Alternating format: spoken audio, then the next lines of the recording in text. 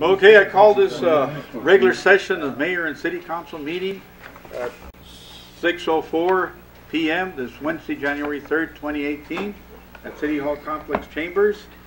Will we please rise for the Pledge of Allegiance and remain standing for the invocation.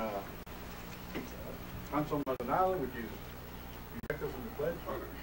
Allegiance to the flag of the United States of America and to the republic for which it stands, one nation, under God, indivisible, with liberty and justice for all.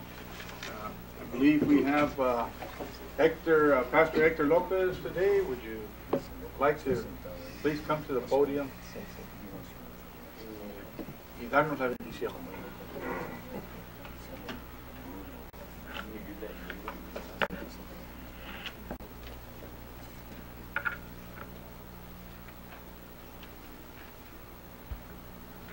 Es un gran privilegio dirigirme a tan altas personalidades como ustedes representan a la ciudad, una ciudad que espera mucho de ustedes y estoy seguro que ustedes van a dar lo mejor de sí para este año.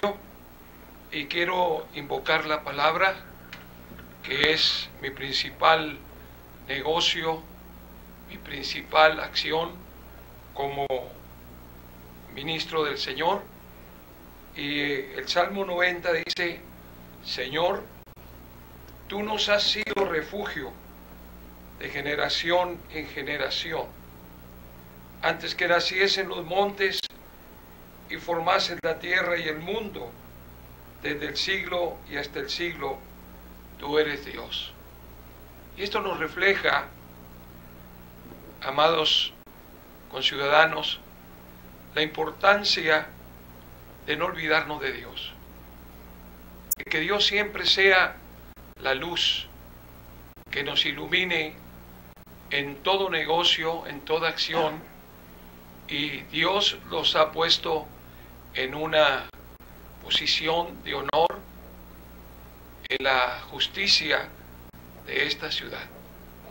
Y esta tarde quiero orar y pedirle a Dios por cada uno de ustedes, y tengo una lista de los representantes, pero primero quiero empezar por el orden que debo de tomar, el mayor de la ciudad. Señor, pongo en tus manos la vida de Mr. John Doyle. Señor, que tú tomes su vida y pongas en su corazón la justicia, las decisiones que sean las decisiones más correctas, y que todo lo que él haga sea pensando en el respeto y la gloria tuya. Dios maravilloso, bendigo este año, sea un año de prosperidad, un año de bendición, usando la vida de tu hijo, el mayor de la ciudad, de su familia, que todo lo que él haga y piense sea pensando en el bien, en la seguridad de esta gran ciudad, porque es una gran ciudad, es la frontera más importante del noroeste, Señor, de este territorio tan importante.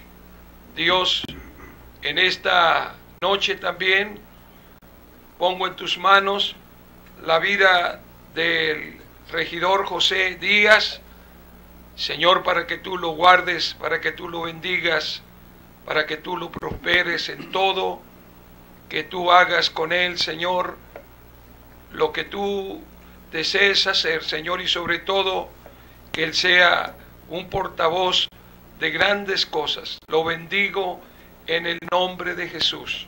Pero también te pido por el regidor Nubar Genesián, un hombre, Señor, que tú, Señor, pongas tu mano sobre él, que lo bendigas. Lo bendigo en tu nombre y te pido por él, Señor, y por su familia, por sus negocios, por todo lo que él haga, Señor, sea enteramente cubierto por tu mano poderosa.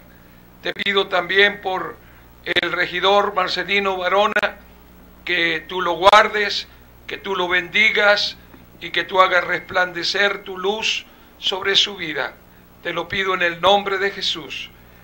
Por el vicemayor Roberto Rojas, Señor, que él sea, Señor, al lado de este gran equipo, Señor, un hombre que direccione, Señor, todo lo que tenga que hacer, Señor, y sobre todo usando, Señor, la sabiduría y la gracia divina para que esta gran ciudad, Señor, prospere. Señor, pedimos por él y por su familia, en el nombre de Jesús. Por el Señor Greg Lucero, regidor también de esta gran ciudad, Señor, te pedimos que tú lo uses, que tú lo guardes, que tú hagas con él, Señor, justicia y sobre todo que lo direcciones y hagas, Señor, que su inteligencia, su sabiduría, Señor, sea un portavoz de grandes bendiciones para esta ciudad. Te pido por el regidor Jorge Maldonado, que tú, Señor, bendiga su vida, la vida de su familia, y que todas las decisiones que él tenga sean las mejores decisiones para conjuntarse al gran equipo, Señor, que esta ciudad requiere. Te lo pedimos en el nombre de Jesús. Pero ¿qué te puedo pedir por el señor José Machado, el abogado de la ciudad, Señor? Que la justicia siga permaneciendo en él, que lo guarde, Señor, y que él pueda proteger con la justicia, sobre todo la justicia divina, Señor, para que todo lo que se haga, Señor, sea protegido por la ley, por la justicia, y que haya un respeto único, Señor, por la ley, por todos los reglamentos, Señor, que se hagan, Señor, en el nombre de Jesús te lo pido. Te pido, Señor, por el señor manejador de la ciudad, doctor Frank Félix, Señor, que así como es su posición, Dios mío, tú lo dirijas y él pueda, Señor, poner las mejores decisiones, que este año sea un año de grande prosperidad para su vida y para esta ciudad.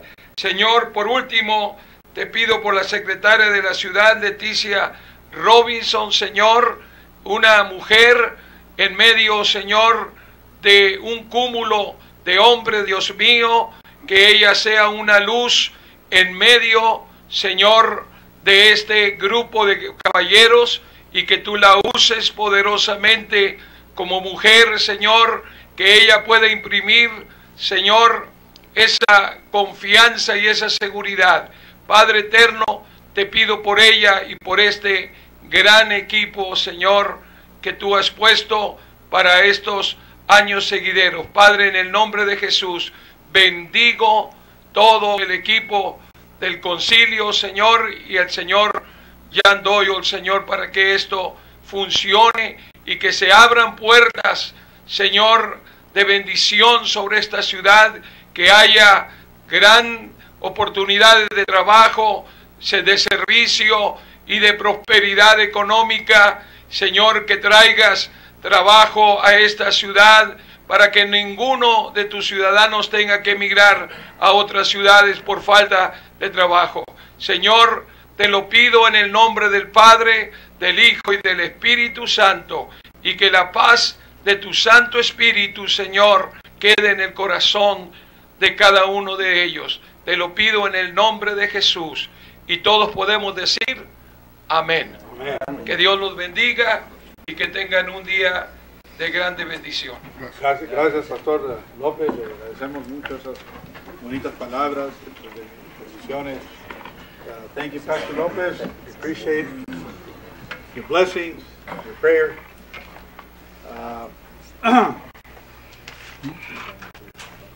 Well, kind of kind of nice to start the new year uh, with the whole council and with God's blessings.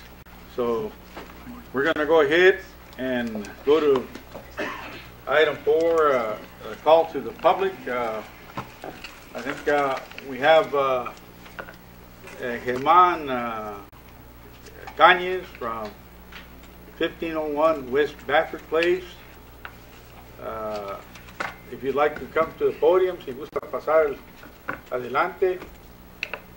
Si está aquí, Germán Cañez. Creo que lo vi más temprano, pero a lo mejor salió. Voy a esperar si regresa al cuarto. We'll go to the next speakers forum. Mr. Cañez might be back. I don't know. I thought I'd seen him here in the room, but we'll go with Mr. Bruce G. Matthews, 51 Chula Vista Lane. If you'd like to go to the podium and speak, normally we give 3 to 5 minutes. So yes, I'm quite aware okay. of that, all that. And first, my name is Bruce G. Matthews, but my friends call me Bruno. My friends may call me Bruno. Every one of you may call me Mr. Matthews. Ms. Robinson, do you have my records that I requested? They're not ready, sir. I'm sorry? They are not ready. They're not ready. Okay, so they've not been ready for a year and a half. Is that correct? No, sir. All right. Well, my matter is addressing the issue that Pauline Pineda of the Nogales International brought up last August of 2016, in which she wrote an article, I'm sure some of you remember, about the 62 city-owned vehicles that were being used by the city employees to drive as their own, okay, and drive as their own to their homes in Rio Rico or Tubac or wherever. All right. Last year I requested the information from Ms. Robinson. I wanted to get the names and the addresses, the positions, and why they needed those cars. At that time, in 2016, the city water department was $250,000 in the red, in the deficit. Is that correct? That's correct. Okay. Now, upon my research, it cost about $250,000 to lease and maintain those city-owned vehicles for these people to privately use as their own. Now, bear in mind, I have no problem with first responders having a car. Okay? First responders on call. Everyone else? Okay. So, in addition to not getting the information that I am entitled to. You see, I wrote an email to Ms. Pineda, who's no longer there, and I received an email back from Mr. Coppola, who said, that information is public. Go down to the city and get it, which is exactly what I tried to do. Now, I've been trying to do that for a year and a half. I'd like your attention, Ms. Robinson, please. Okay. Okay, I requested this information a year and a half ago, correctly. It was not divulged to me. I requested it last week, formally, on, you have a copy of the form, right? Mr. Matthews, the call to the public legally is... we're just, if you'd like to speak out, nobody has to answer. Okay, well then I will answer for you. What the city did, instead of my recommendation, which was getting rid of those city-owned vehicles and balancing the city water department budget, would have been taken care of just like that. Nobody was going to... does anybody have the courage to stand up and say what you did?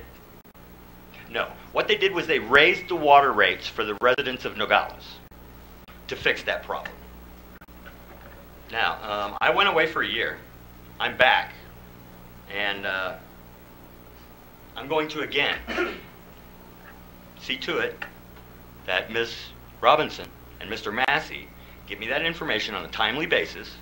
Whether or not Mr. Machado can step in and do something about it, because Mr. Massey obviously is not, then I'm going to suggest that the City Council put this on the agenda for next month to scrap that. I'm going to call it a program, but we really know it's a perk. And I have one last question before I go, because I would like that added to the next to the next month's meeting. Are these employees that are driving these city-owned vehicles, did they pay federal taxes on that perk for 2016? And do they intend to pay those taxes for 2017?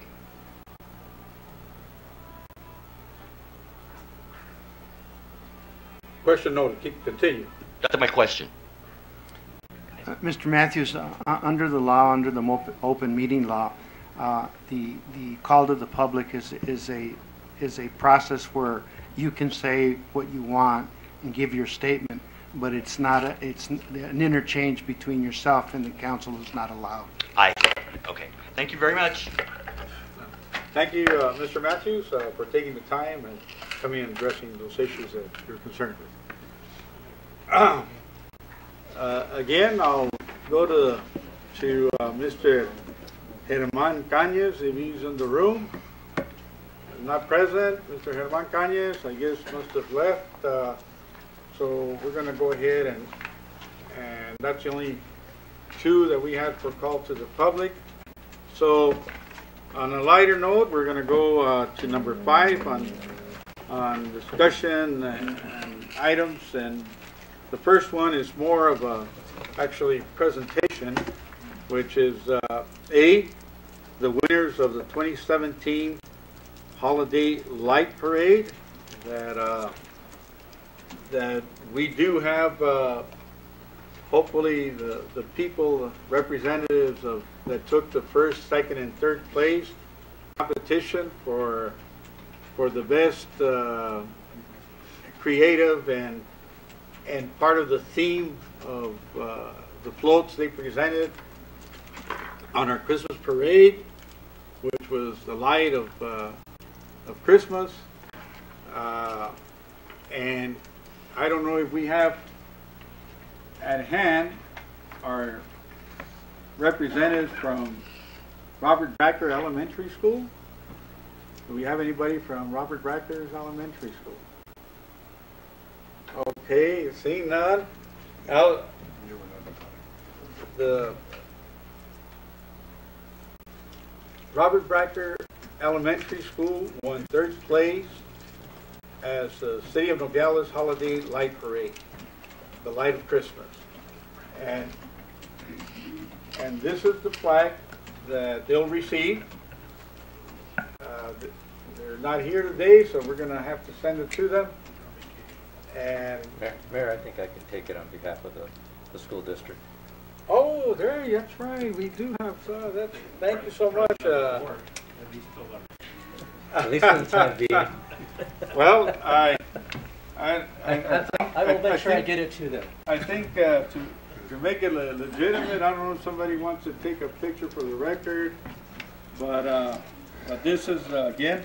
Thank you so much, Thank you, board Mayor. member Mr. Lucero, for changing hats today and receiving this plaque in honor of Robert Backer Elementary. The kids worked hard, and I'm sure they'll appreciate it. Thank you. Thank you so much.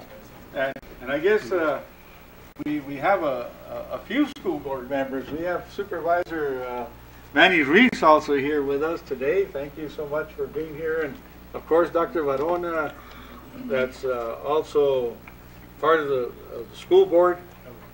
Thank you all for being so active in our community.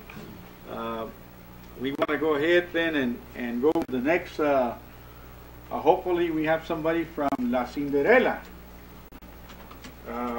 We have again, this is for the best parade, 2nd place, La Cinderella, which also worked very hard on their float. And it was also another work of creativity, and we're so grateful for Cinderella for participating, especially that it's their 70th year. They kind of went on the theme of Cinderella. So, they did a great job for honoring their business, La Cinderella, which celebrates 70 years as as providing service to this community. So they celebrated their 70th year. They did a great job on the float with their theme. Probably was the only thing that kind of took them out of really competing in first place, but that's okay. It was great to have them, and it's still an honor to present them with this trophy. Seeing that there's nobody here, we'll make sure it gets to the Corey's, Mr. Corey, Mr. Greg, and Sandra Corey hands. Now, for first place, we're honored to kind of, they were very creative, right on with all the required specifications of the parade, and they did a great job. Was Challenger Elementary School for the Holiday Light Parade, the Light of Christmas, the best of the parade. First place went to Challenger. And I don't know if we have somebody from Challenger here today, and I don't know if which board member will step up to receive this, but Supervisor Reese. okay, well, let me wait right there. Hey. We're going right there. First place. No wonder you kept your seat till the first place showed up. Absolutely. Thank you, Mayor. Again, I present this. We're very honored to present it. And I think you need to say a few words out there for the Challenger also. They did a great job, and we appreciate all their effort. Well, Thank you so much. Thank you. On behalf of Challenger, I want to thank the city on behalf of the school board and Challenger Elementary. We're always very proud to have our schools participate in the parades, whether it's a Christmas or it's the 4th of July or it's the Veterans Parade, because I think it's important that our children understand the importance of giving back to the community that they go into school. And this will be very nice. It'll be another one of their awards. So thank you very much on behalf of Challenger. And we want to thank all staff and the parents, especially. They were right there, right behind them, kind of helping them along. So thank you.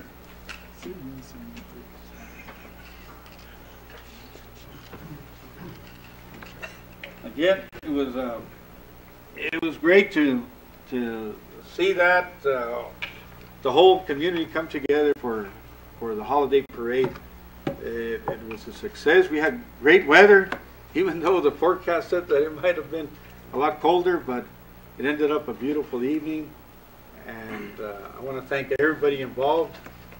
Again, we had our MC, Councilman Varona up there, and all the ones, the judges, and everybody, that staff that participated, like always, like they do every year, made it a success, and hopefully we'll continue to build on that and make it even a better coming, not only parade, but the whole downtown area of lighting it up more and kind of creating that magical atmosphere that only Christmas time brings. And I think we were fortunate this year. We were able to get Santa Claus down there at the last weekend of the holidays, and he was out there also by the Christmas tree, passing out candy bars and taking pictures with all the children. And he was flocked by many children. You could just see the change in the air just because Santa was down there. Everybody was so happy, the parents, the children, and hopefully we'll extend those hours next year and have a better time of it. So thank you so much for everyone's participation and bringing Nogales forth during this time of the season. Mr. Mayor, could I please make a request of you, if you would please take item C on the discussion items? Lieutenant Morrell's grandson Matthew, he seems a little tired there. So yes, as a matter of fact, I kind of wrote here, we're going to jump from, we're going to deviate from B and put it where, or I guess we're going to switch C and B, and we'll do C first, and then go to B. So either way, we're going to go first with the plaque for Lieutenant William Morrell. He's retiring after great service to our community. He's been a great officer. Even before I was a councilman, I would see him working hard out there in the streets. always being very fair to our public, and I'm so glad that we had him here for the time we have, and we want to wish him the best. Wish we could have had him here a little longer, but you know, sometimes you put in your time. He's also, I think, served quite a bit in the military service, and so he's been busy most of his life. And I think it's only fair now to let him go and let his family enjoy him. And I think they're here with him tonight. Again, we have the chief here that's going to do the honors. So, Chief, I turn it over to you. Mr. Mayor, thank you. Mr. Mayor, members of the council, members of the public. It's my pleasure and honor to acknowledge and recognize Lieutenant Phil Morrell, not only for his 20 years, 11 months with the Nogales Police Department, but most importantly, congratulate him and thank him for the service that he gave the Nogales Police Department in the city of Nogales for 20 years, 11 months. Not only did he do that, but he served 21 years, 6 months with the U.S. Air Force. Yeah, all right. And he came back. He came to Nogales less than a year after he retired from the Air Force. So he's not only served our community, but he served our country. And Lieutenant Morrell, for that, I thank you. It's a bittersweet moment for us. But congratulations on your retirement. Wendy, you have him back. Congratulations to your family, Phil. Yes, so please stand up. So you want to stand up and then come yes, receive the flag. Yes. Thank you. Thank you so much.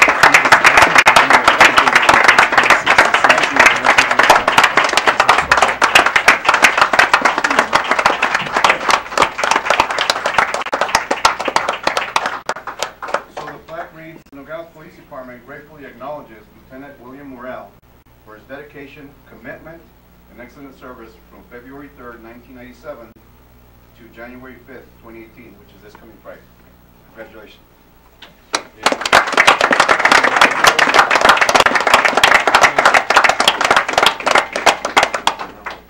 Chief, after the picture with Officer Morrell, can you bring the family and let him also take a picture with all of you? Absolutely.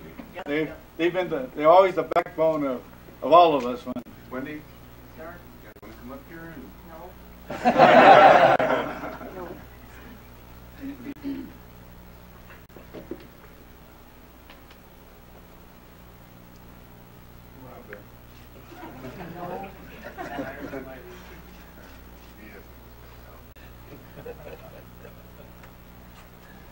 Thank you, Bill. Congratulations.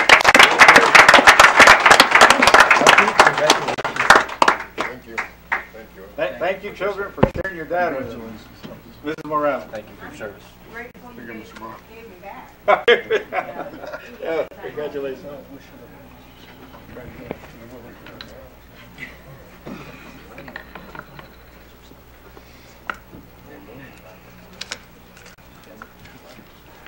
Now we'll go back to the regular lineup and go with D. And we have police department body cameras. I don't know who wants to take the lead on that, or oh wait, what happened here? Oops, yeah, sorry about that. I'm leaving out Chief. I guess I didn't make a good footnote here. See, actually we're going to what was B, now is C, and it's an update by Santa Cruz County Flood Control District on Nogalitos project. And Councilman Lucero, you're the one that... Yeah, thank you, Mayor. This is a project that I believe the city approached the County Flood Control District on with requests for assistance, and I think they've got the project funded and are ready to start.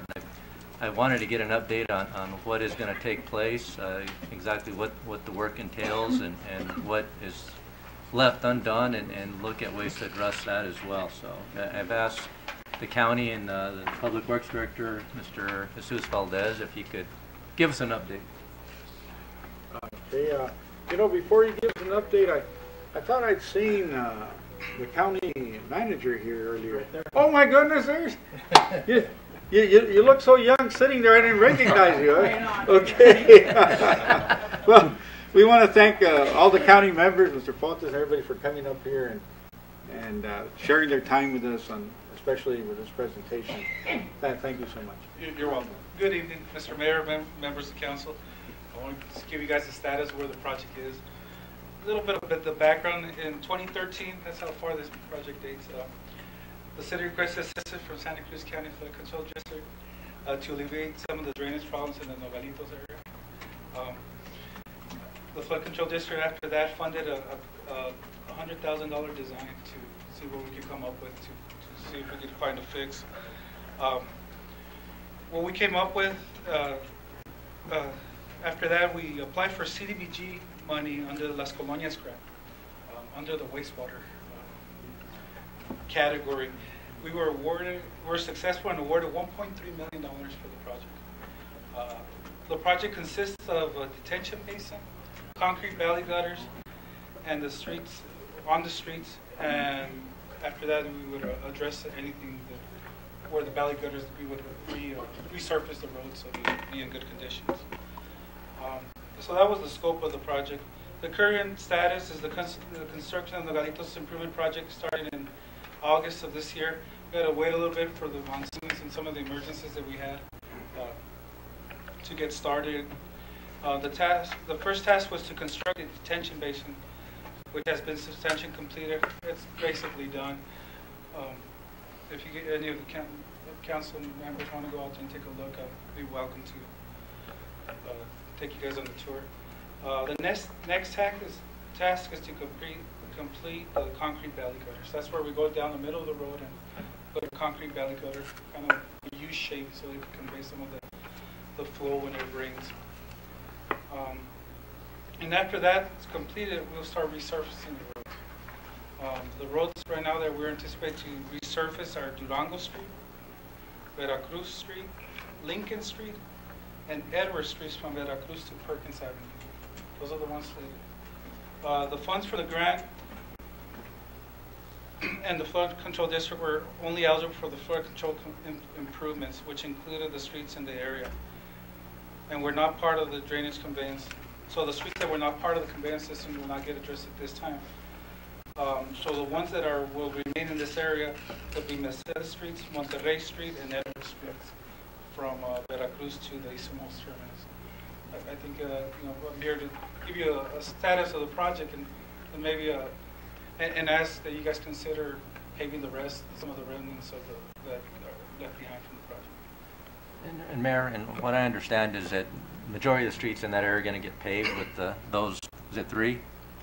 Three, and the grant funds did not cover those three, and I guess the question is, would it be possible for the city to partner with the county in getting those three streets paved, and do you have an idea of what that would cost to do those three remaining streets? I think, Mr. Councilmember Lucero, I think there's an opportunity that we could partner up to resurface those roads that have not been addressed. And I think the cost would be in between $8,000 to $60,000. Yes, Councilman Barona. I'm in agreement that we should look at the costs, but the question is, when are you planning on paving the rest of those streets? Right now, the schedule's tentative, but at the end of February is when we think we're going to resurface all those roads. Well, Mr. Mayor, I would just suggest that Dr. Felix and the county manager and our finance director get together, and that maybe they could make a presentation to us at one of our special meetings in January and see what you see in our budget, if we can handle it. I think it would be nice that we could do this. And, we want to see progress in our community, and if the machinery is there, it'll be a cost savings for us instead of coming back late. So I would just suggest, Mayor, for consideration, that you give direction to our city manager to go ahead and meet with the county manager and our finance director and let him come back with a proposal of what can happen with our finances if we can handle it at a future special meeting this month. Okay. That's okay within the legal realm. So that's the direction, I think, that do we need to No, we can't vote on that. So just to give direction. Then on the next meeting, we'll go ahead and entertain that and take action on it. Just for clarification, Mayor, because they're about to start work, how soon do we have to get back to you if we are going to partner with you? If we're gonna partner up, we probably need to know within 2 weeks. About right. Thank you. We'll call that special meeting down. Yeah, I think we, Mayor, you know what needs to be done, Dr. Felix knows what needs to be done. We just need a recommendation from staff if the impact on our budget can handle this, but I think that there should be this, start our year off cooperating with county management, let's get this project complete, and let's work together in a positive way to improve our community. Yes. And I thank the county for bringing us up to par and bringing us into the picture of working together, and I think the whole council feels the same way. So hopefully we'll meet that timeline, and we definitely will have a meeting before the 2 weeks, maybe in the next week or 10 days, so that we can give you also our decision, and I think it's going to be a positive. Thank you. Thank you. Thank you.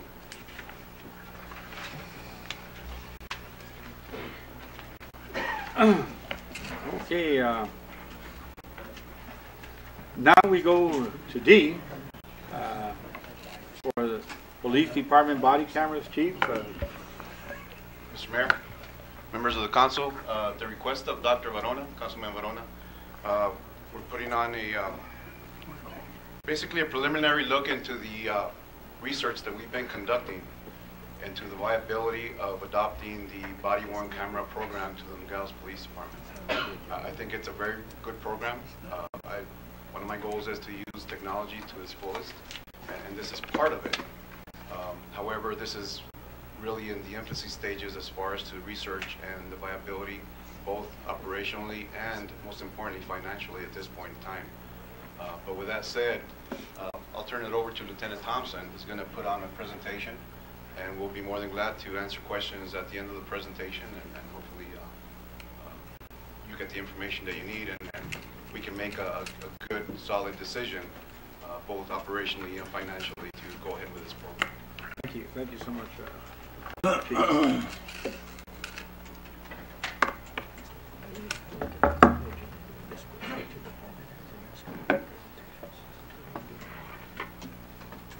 Mayor, Council, good afternoon. Robert Thompson, I'm Lieutenant with the Nogales Police Department. Before we begin, Happy New Year. Hopefully 2018 is full of fun stuff for all of us. Positive. Positive, definitely positive. We'll go ahead and go straight to the meat and potatoes of it all. What is a body-worn camera? Basically, a body-worn camera was defined by the Bureau of Justice Assistance back in 2015. And it basically says that it's a relatively small device that records interactions between community members.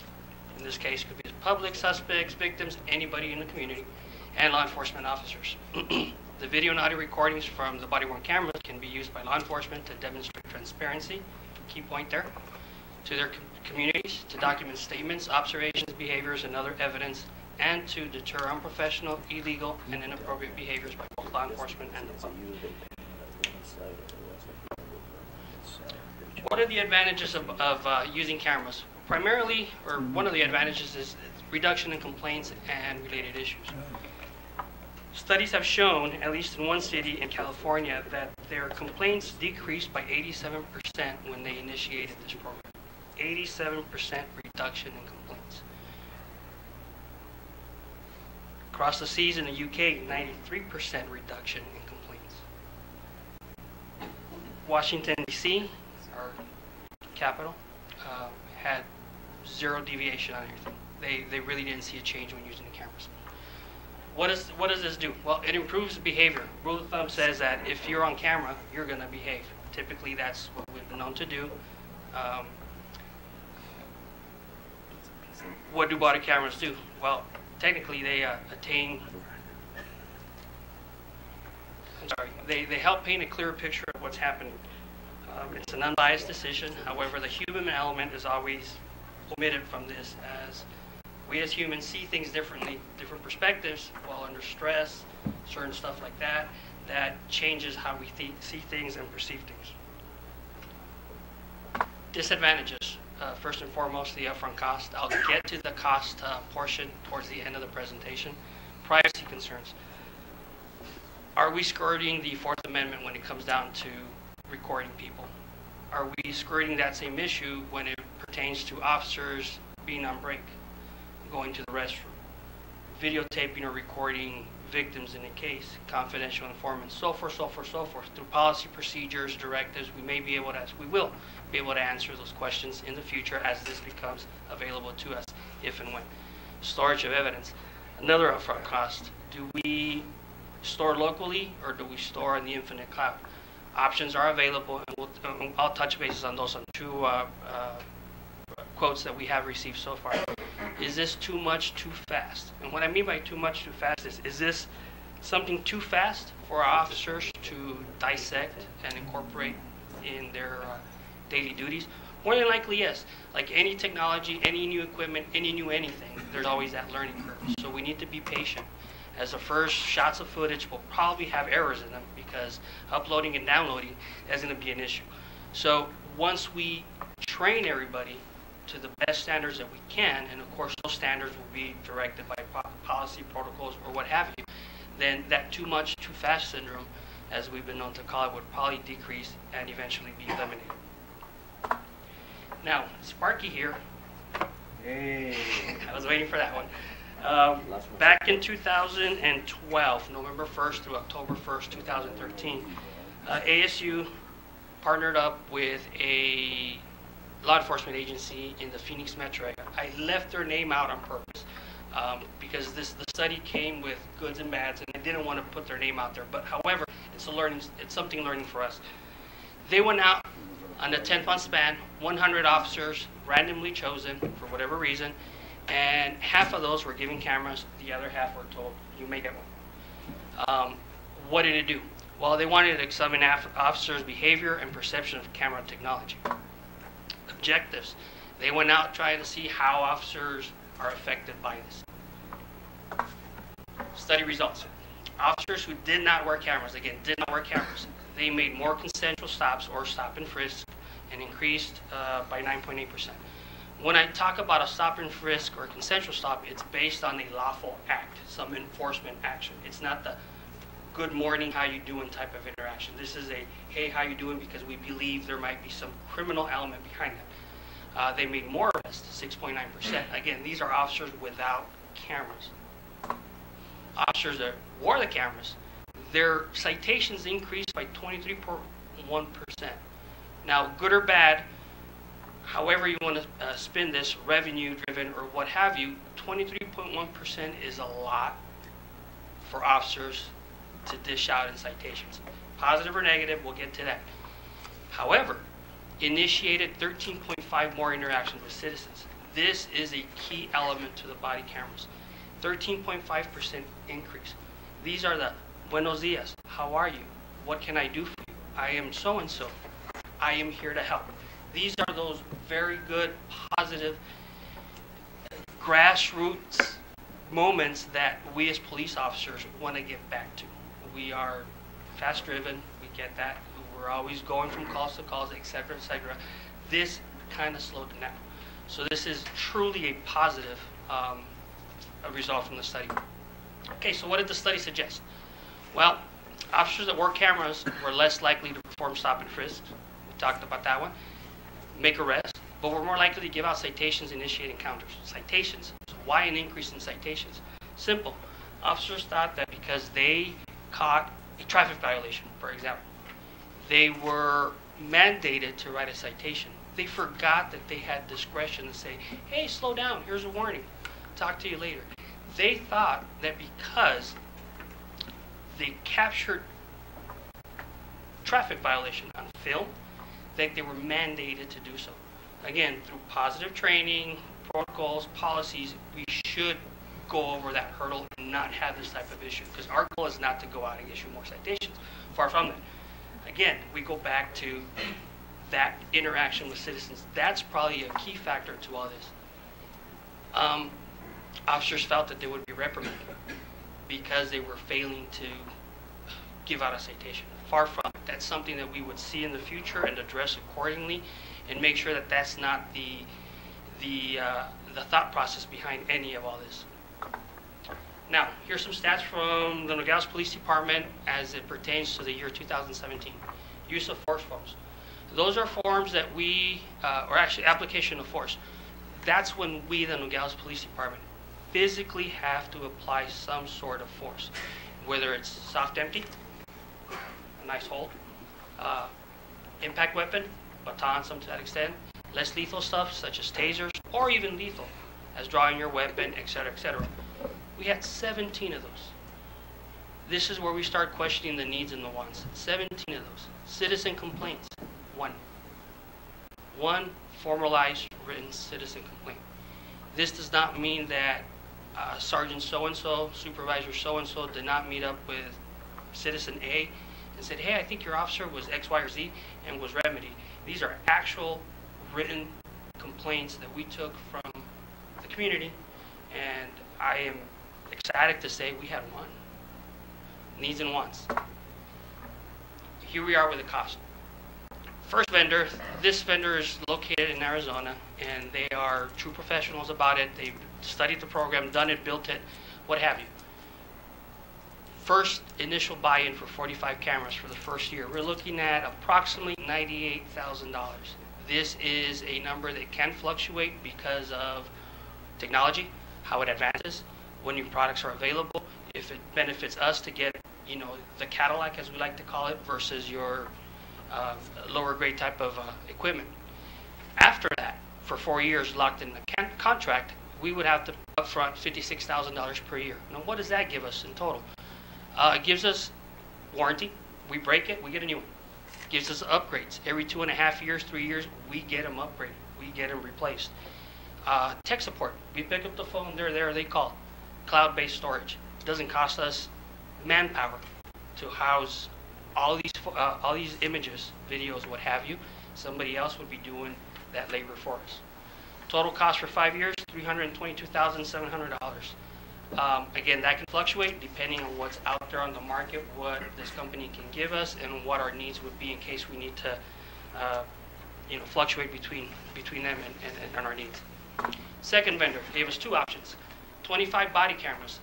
Personally, this is my own personal favorite because I am a tech geek, and this has a lot of components that I find it really attractive. 25 body cameras. That's 25 officers with cameras. 20 car and camera combos. Total of 45 body-worn cameras. The difference between the 25 body cameras and the 20 car and body cameras is they are interlinked. If the camera on the car turns on, the camera on the body turns on. If it's a two-man unit and all three cameras are linked together, all three cameras turn on at the same time and record whatever they're recording. They give us a 3-year no-fault warranty on body cameras. If we break it because we're careless, accidental, what have you, we get them replaced. 5-year no-fault warranty for the body and car camera combo. Again, we break it for any reason whatsoever, accidental, intentional, what have you, it gets replaced.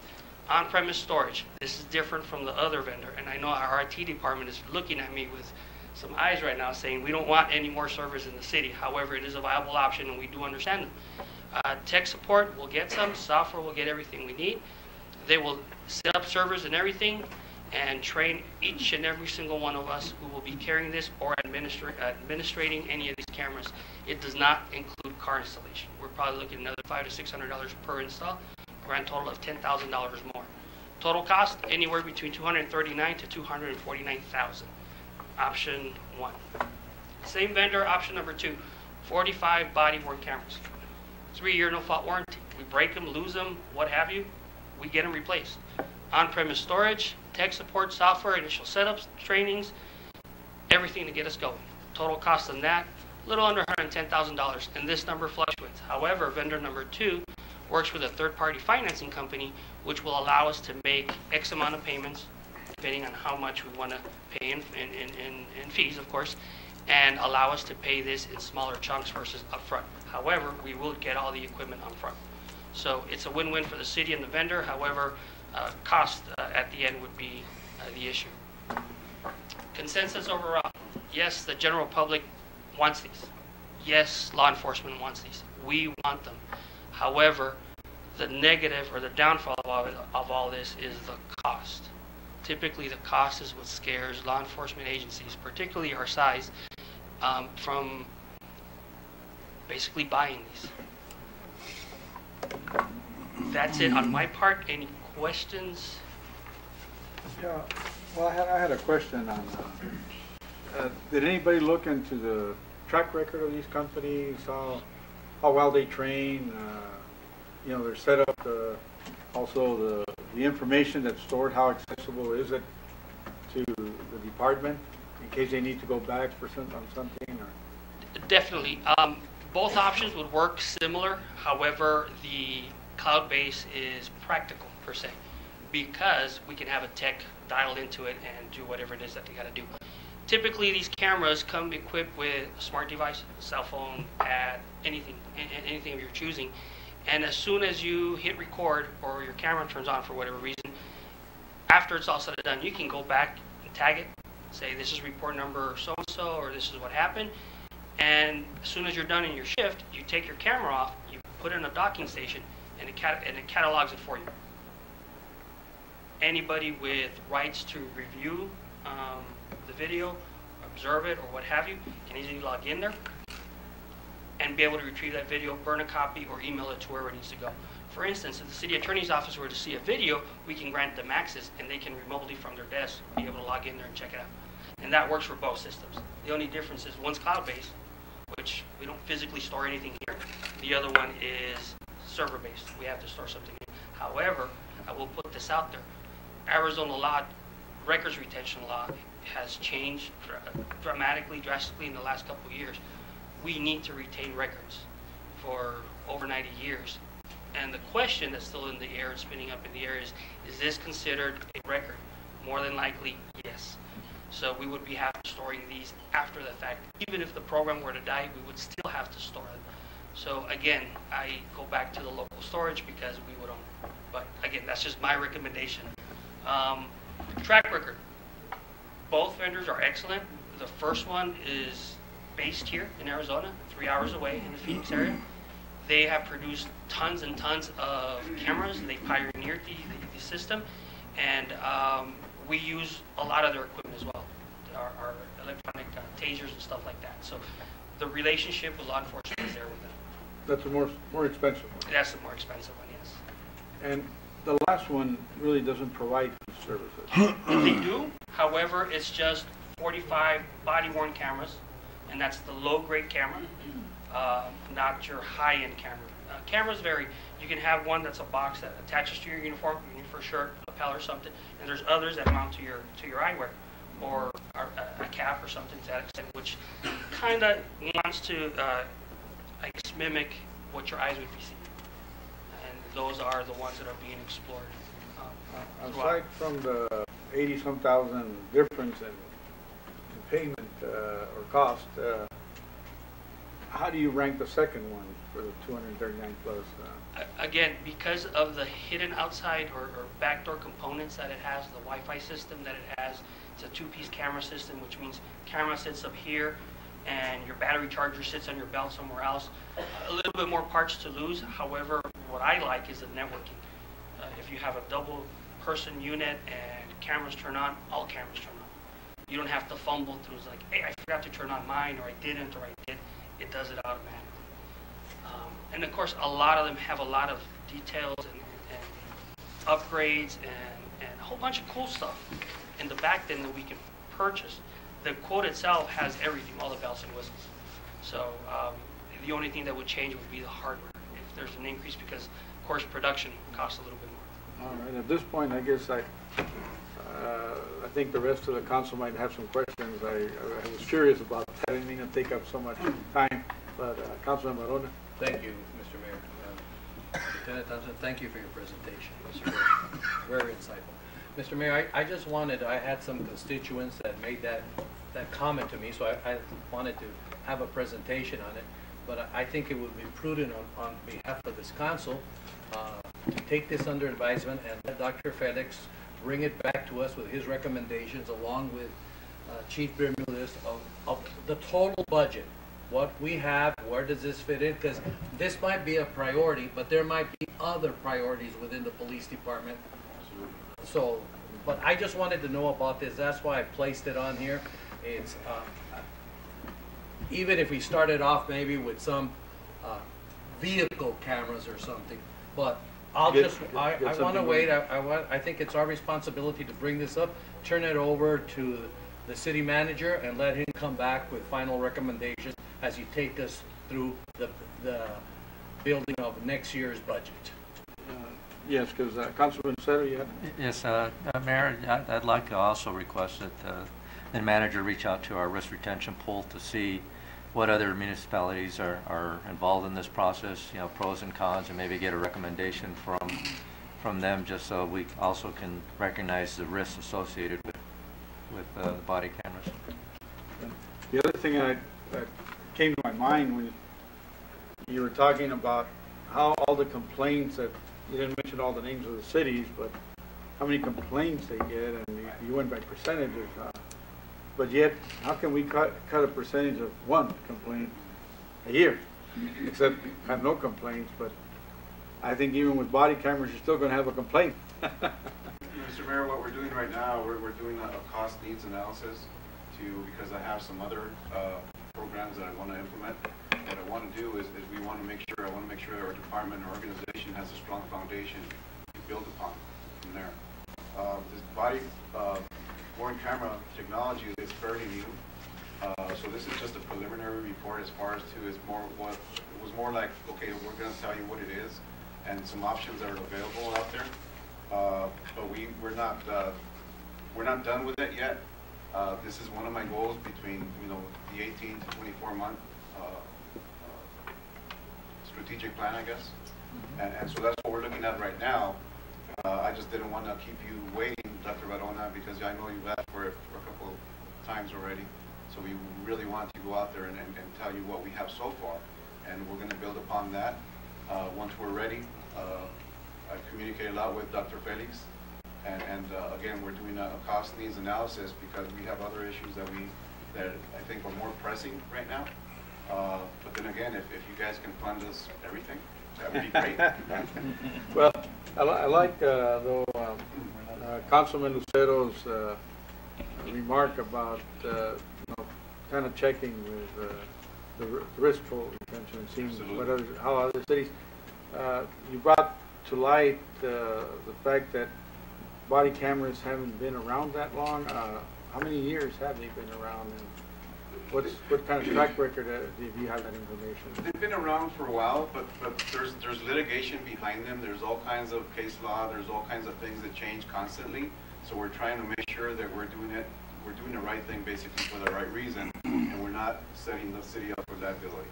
And so could you give your recommendation if Nogales is really the time or has that great of a need to have that, or could we wait another year or two down the road and see how things progress, or can we get those recommendations?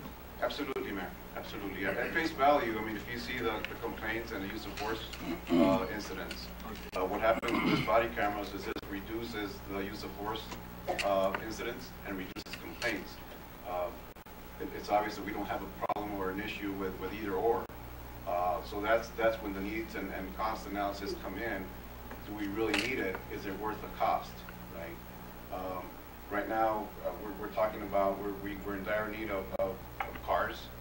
I plan on putting in for 5 cars for this next budget. It's probably about $325,000. We have 30 laptops in each of our. Every car has a laptop, and it runs about $4,000, and they're just they're antiquated. So we need to replace that at a tune of about $120,000. We need 13 desktops, which comes to about $12,000.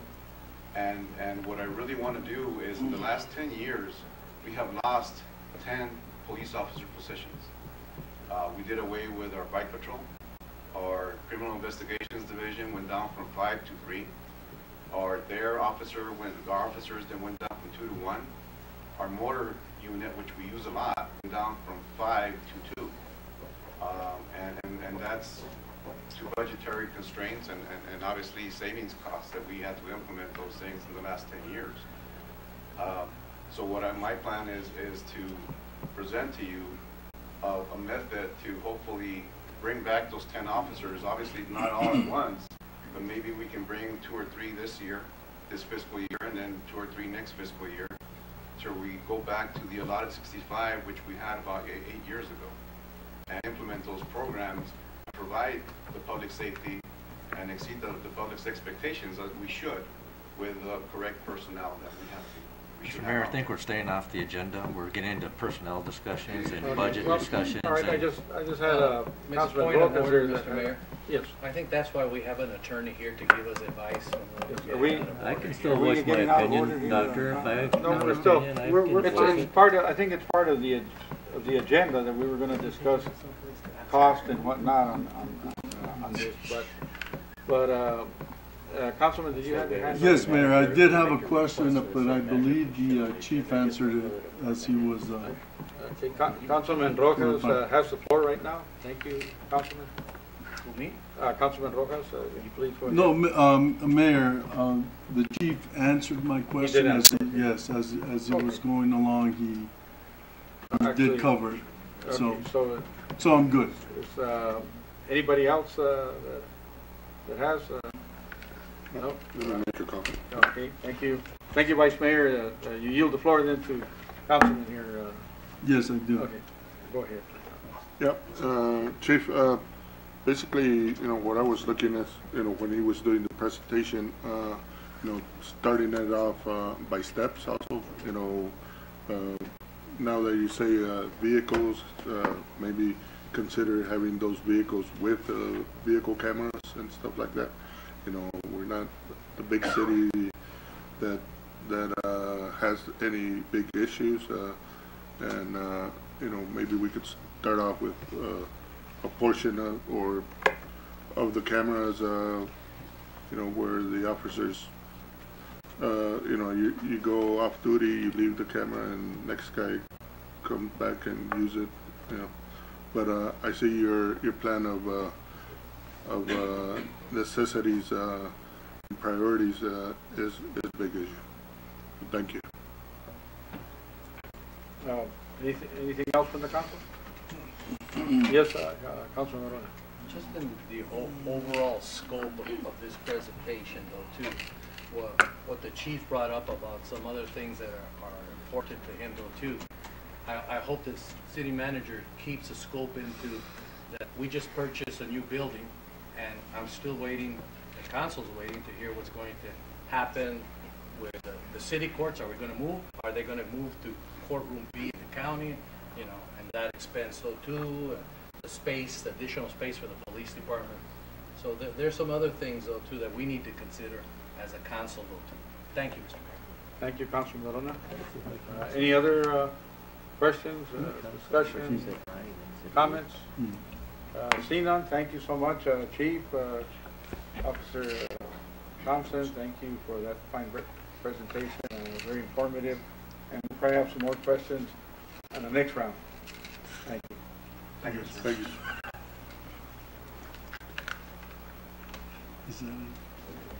Okay, I guess we're going to discussion item E, the strategic plan update on parks and recreation by our city manager, Dr. Felix. Do you want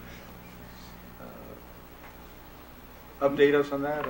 And Mr. Bashir will present the Okay, objective all right, that we're thank you, Director Bachiller, for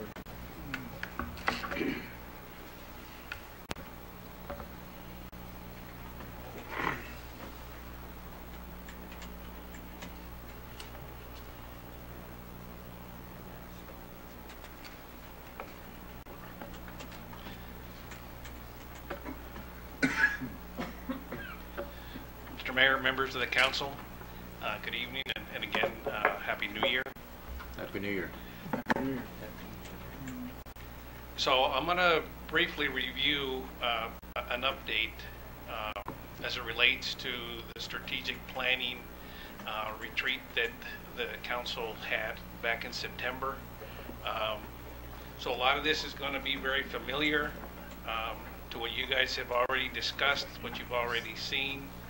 But what I want to emphasize is that we are, at least the action that we are taking to address some of the strategies and plans that the council discussed during that retreat kind of meet with what you as a council had envisioned before we get too far down the road that we have to back up and start from anew. So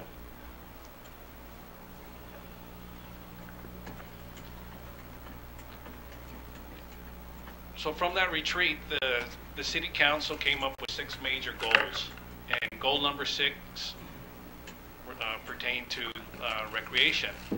And the goal actually read, the city provides recreational activities to serve citizens and attract people to Nogales, and they wanted the accomplishment of this goal to be achieved within 1 to 3 years. Obviously some of these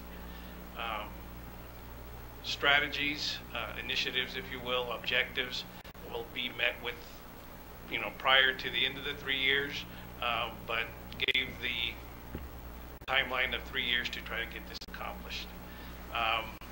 This should all look very familiar. Strategy number 1 was to establish a master plan, recreational inventory, and looking at financial support options. Strategy number 2 was to continue to expand on recreational activities and try to form other organizational partnerships to take advantage of those opportunities.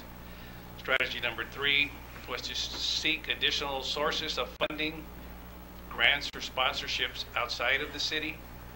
Strategy number 4 was to ensure availability of recreational venues for people who live in Nogales. And strategy number 5 was to explore likely impact of recreation on current and future annexation opportunities. So this is what the council came up with during that retreat.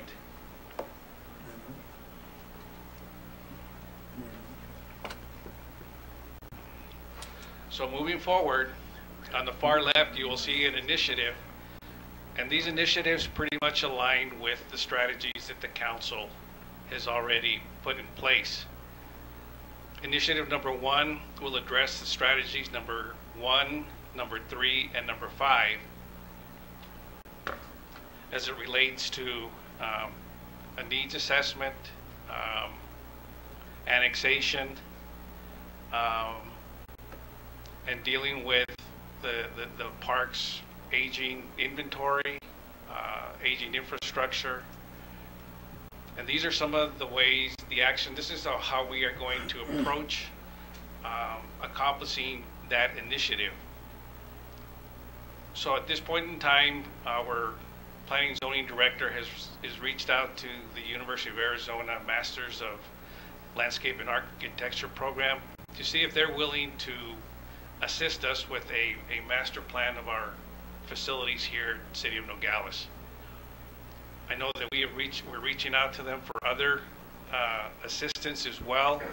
They might be overburdened, and if they are not able to assist us, then we will look to put out an RFP to get this part of this initiative accomplished. Included in that scope of work is going to be the following, the bullet points there. I just wanted to make sure that from a standpoint of the scope of work, if this met what the council was looking for as when they put this initiative together. I don't know if I am missing any elements to the scope of work. If there are elements there that are missing, you'd like to provide those to Dr. Felix at a later time, we'd be more than happy to include those in the total scope of work that we will be looking at to address the parks master plan. Obviously, this is going to be probably the most time-consuming element of the strategic plan for the Parks and Recreation Department. take a period of 12 to 18 months.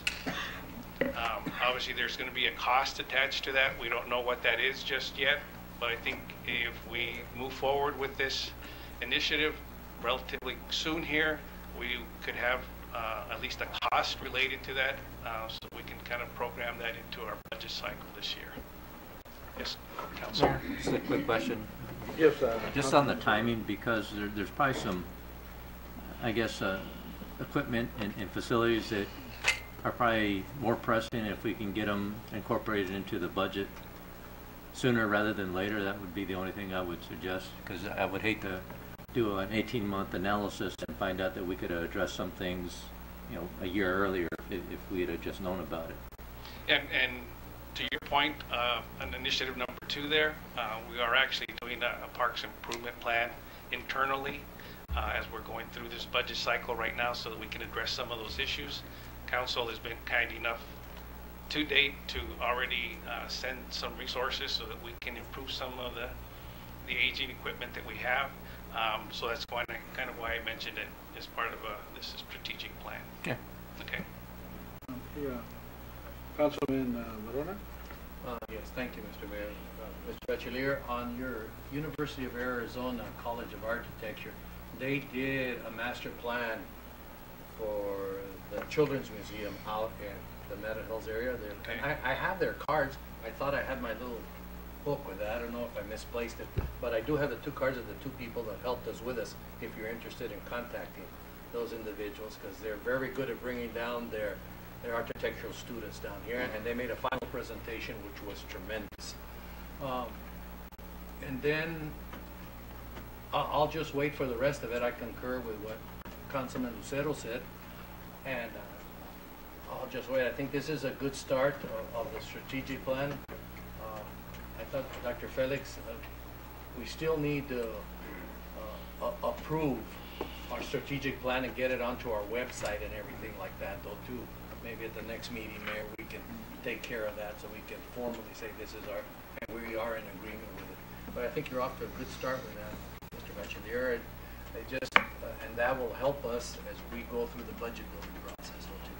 Because we know you need revenues, and that people are demanding for good parks in the community. And that's what we need to look at, and we need to look at what else are we going to do with the golf course that we have. What are we going to do with all of that property? So we need to look at those things. And those could be probably things we can add to the scope of work for the parks master plan as well. We need to include that in there. Okay. Councilman Verona, I'd like to express that Mr. Kissinger and I have already met with the county about a joint park development effort for parks and sports fields, and they're very excited about the relationship we want to strike with them. So moving things along, but you're right about the adoption of the strategic plan. We'll incorporate all the ideas that we have and timelines as well to present. Mayor, that's what I've been waiting for. The comment that Dr. Felix makes is to open the doors with the county government to see what we can do together. And matter of fact, maybe you guys can look at an IGA with the county that we take over the Parks and Recreation Department for the county though too, because we could handle it. So they got some, huh? We's a lot of people. I'm sure you can handle it. If not, you can't handle it. I think he was referring to himself and you, Mr. Bachelier. Is that what it was? If our staff can't handle it, then we have a problem from the city manager on down that we need to correct.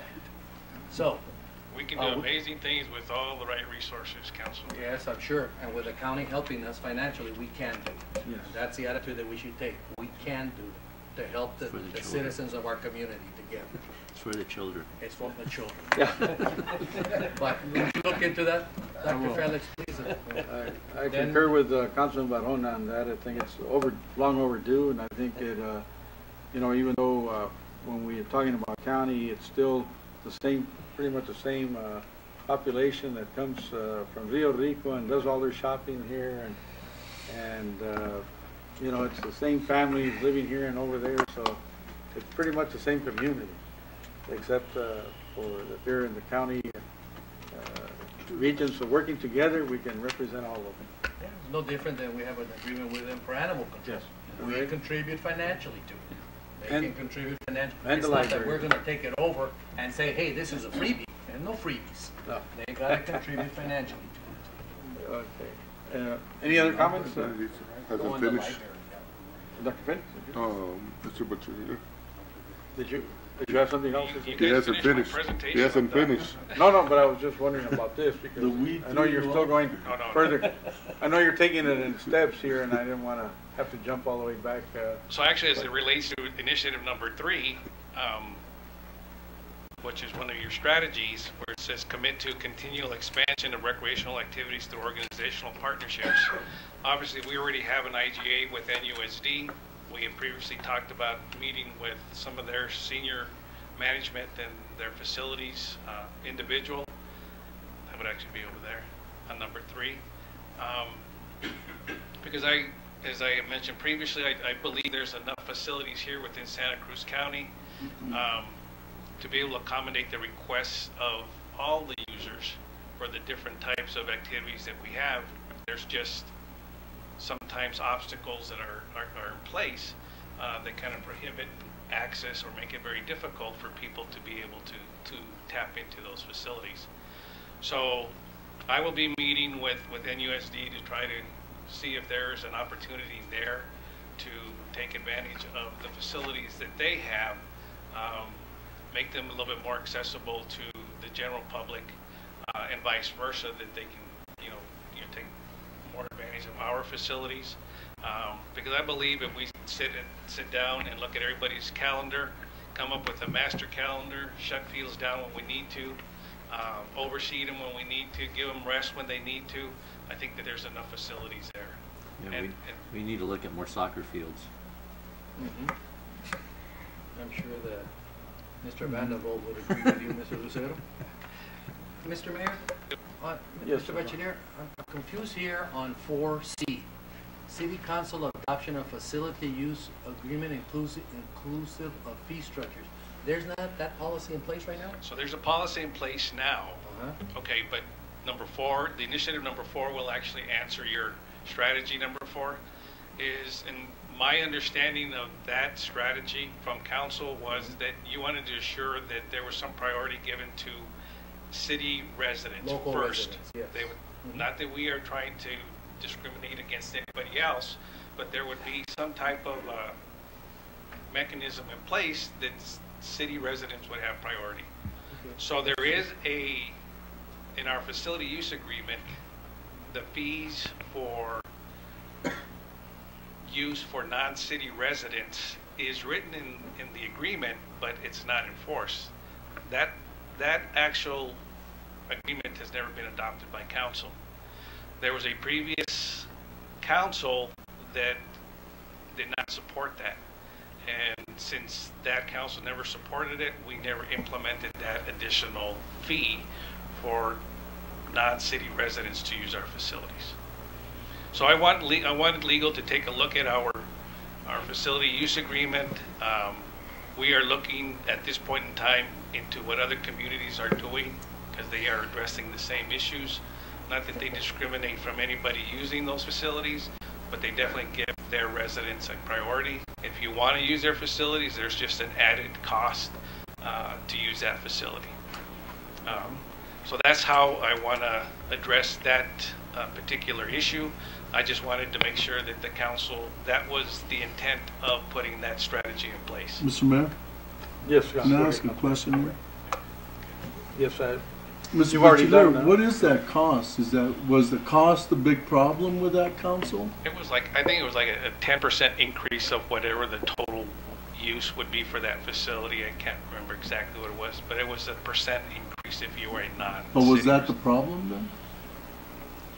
Typically, it always has been a problem with council members that they don't like to increase fees or for users of our facilities. But it wasn't outrageous, was it? It was. In my opinion, it's not outrageous, no. It was sensible. Sure. At the time, that council didn't agree. So. Okay. Thank you, Mayor. Councilman Maldonado, you have a question? Mr. Butcher, on the agreement, and I've tried to enforce it, through Little League and stuff like that. Certain damages that the fields get, fences especially. Is there any responsibility to whoever signs the agreements on being fined or anything for if seen of doing any damages? I know we put signs, don't hit balls into the fence, and I've stopped people from doing that and said, where? It's right in front of you. But is there anything we could do on putting something like that? Good question. The agreement already includes A deposit? a cleaning deposit and a damage deposit. Our damage deposit is $250, so maybe that's an amount that probably needs to be increased a little bit. Maybe that would make them a little bit more conscious of potential damages. But it does include, like I say, a damage deposit. But like I say, we need to revisit that whole agreement compared to what other communities of our size are doing, just because I think that one was initially implemented probably back in 2000, maybe 1999. So I think our fee structure probably needs to be adjusted somehow, in addition to the damage deposit. Okay, thank you. But would you take in consideration under that fee structure, when you say other communities are charging more, but it's like if you go to Tucson and other places where they have, more job selection, they're getting paid higher wages, and especially for the people that are involved in recreation. Nogales, we tend to provide a recreation service for a lot of the people that don't make quite as much money, and actually their recreation is local because they can't afford to go to other places. Now there's an element that can't afford, and they go, but we still have to be considered of those working class people that only make a little above the minimum, and it's hard for them to pay out higher fees. So would you please take all that in consideration? Sure. Our city councils have been more than generous, in my opinion, when it relates to fees for facility use. So once we come up with a final draft of our use agreement, that's why I wanted to bring it before council for your review, comment, and then final adoption, because I don't know if a city council has ever adopted the facility use agreement and fees that go along with that. So it'll be an opportunity for this council to weigh in on that. All right. I guess there's no more questions. You can continue with that. Okay, so I'll move on to item number 5. So item number 5 is actually one of the main goals that the council came up with. It was goal number 4. Remember, there was a total of 6. It had to do with training, professional development, and education opportunities for all of city employees, but obviously I'm referencing minor to the Parks and Rec staff. And the way I'm going to accomplish that is make funding a professional association memberships budget priority. We have our monthly trainings already, so we'll continue to look for low-cost in-state training opportunities, which the U of A Cooperative Extension does offer, and we have sent some of our employees to these training opportunities. They're in Tucson, they're free, they're half a day, so it really comes at no cost to the city, so we are already doing that. We want to organize and host an annual turf management workshop. This is already in the works for this year to happen, I believe, in April or May. We've done them in the past, but we partner with the U of A Cooperative Extension and with Dr. Kopak. He's probably nationally renowned as one of the top turf managers around. So hopefully the local community, the schools will take advantage of this, but we typically get a lot of people from the neighboring cities as well, Douglas, Tucson, Sierra Vista. We get a lot of those types of people. So we are working on organizing that for this year. We will review the city's educational assistance policy with employees on an annual basis. And And then we'll use annual evaluations as an opportunity to assist employees set goals related to career development and or training. Obviously, this comes at no cost at this point in time, as far as at least educating the employees as to what's available to them. As we move forward and maybe some employees did decide to attend school or further their education, then obviously there are opportunities for them to do so, and yeah, it does become a budget impact at that time. But we are investing again in what we always consider our best asset or highest asset, and that's the employee. Mr. Mayor? Yes, Council. Thank you, Mr. Mayor. Mr. Bachelier? I've had some concerns. I know how beautiful you take care of the field, but I get concerns from some soccer constituents that are always making a comparison and contrasting Turley Field with the fields, the Little League fields adjacent to them, or Memorial Park, how beautiful they are, but they say that the ground at Turley Field is real hard and the grass isn't as appropriate, for lack of a better word. I don't want to make it like you're neglecting it, okay? The question is, why is it that the perception is that at Turley Field, the grass isn't as well kept up as the surrounding fields are? Is it just a wrong perception? Correct me if I'm wrong, or? That's the reality of a severely overused field facility. But when you look at the number of exposures, if you will, for each practice, we'll call it an exposure.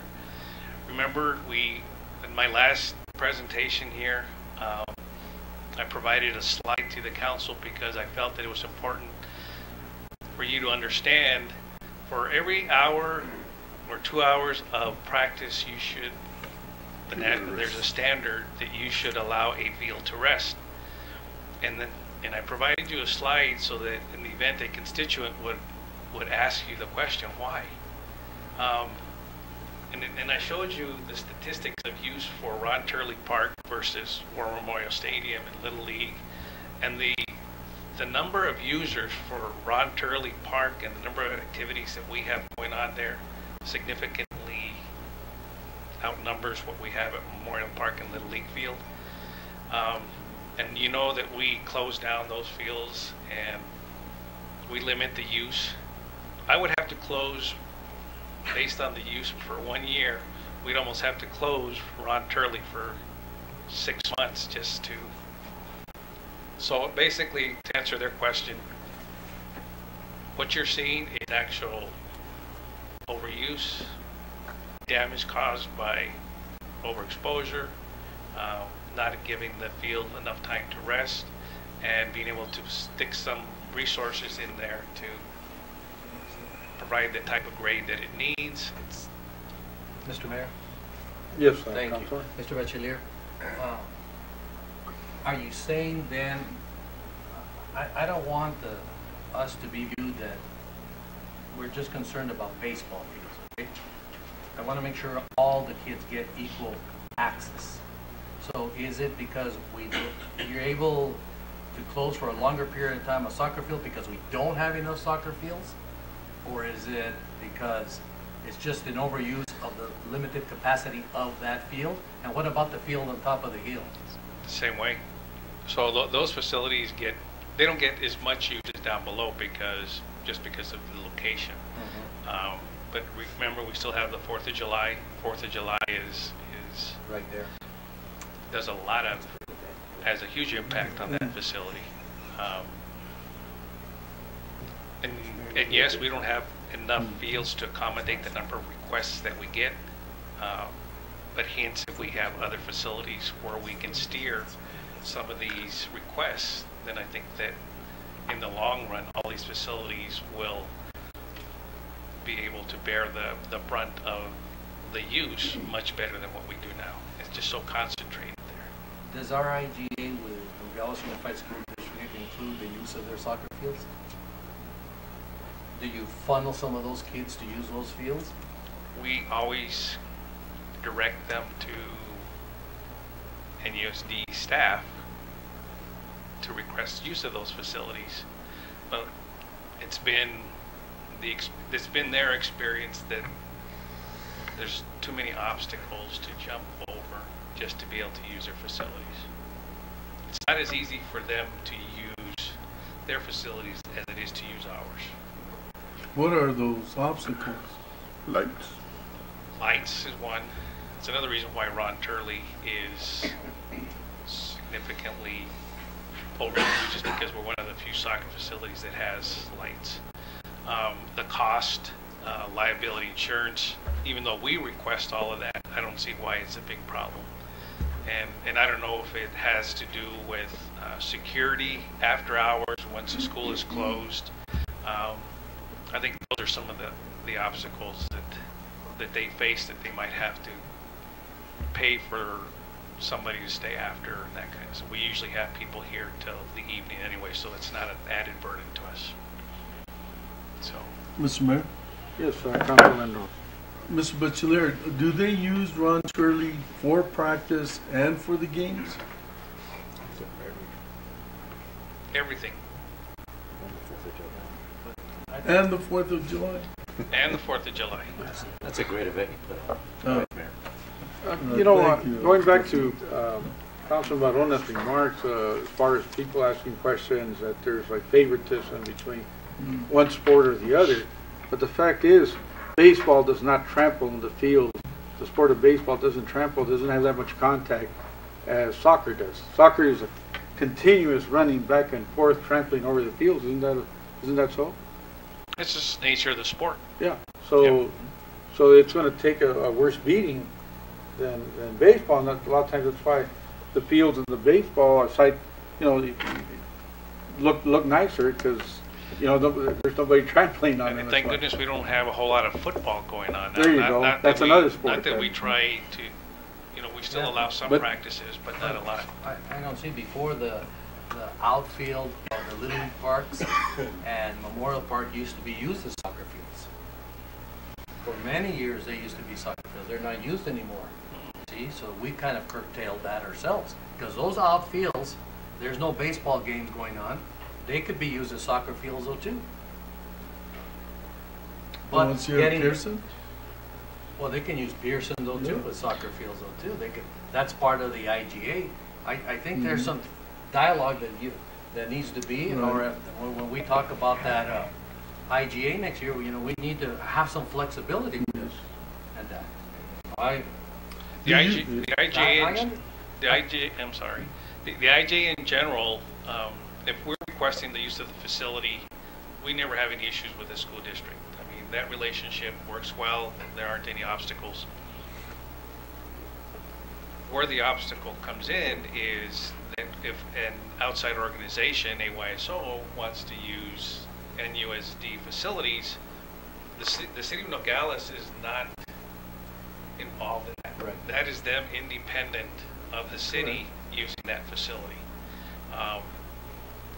When I first started here at the city of Nogales, they used to use the city of Nogales Parks and Recreation Department as a means to get in, but then we started to have to deal with all their issues and the liability and everything else, because we were endorsing, hey, go ahead and use this facility under the city of Nogales.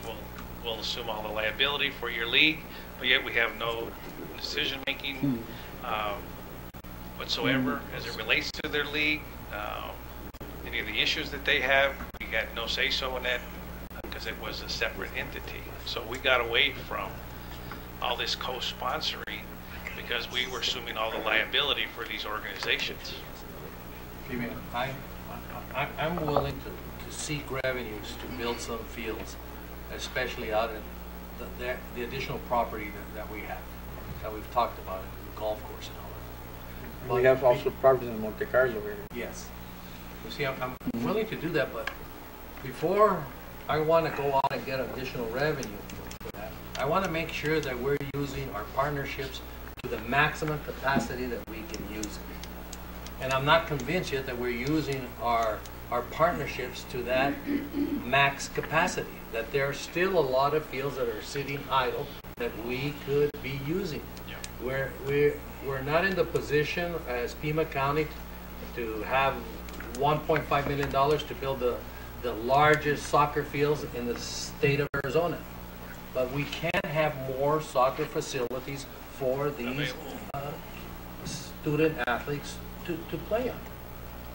And I think that's probably the general mood or feel of the whole council. I think we've been wanting to get more fields.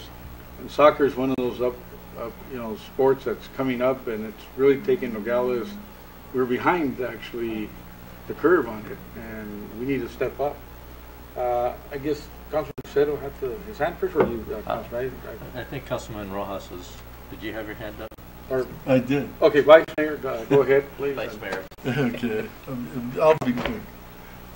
Is there any way that this year, Mr. Bachiller, we could close down Ron Turley for practices and just schedule and try it like a pilot year, just have the games there?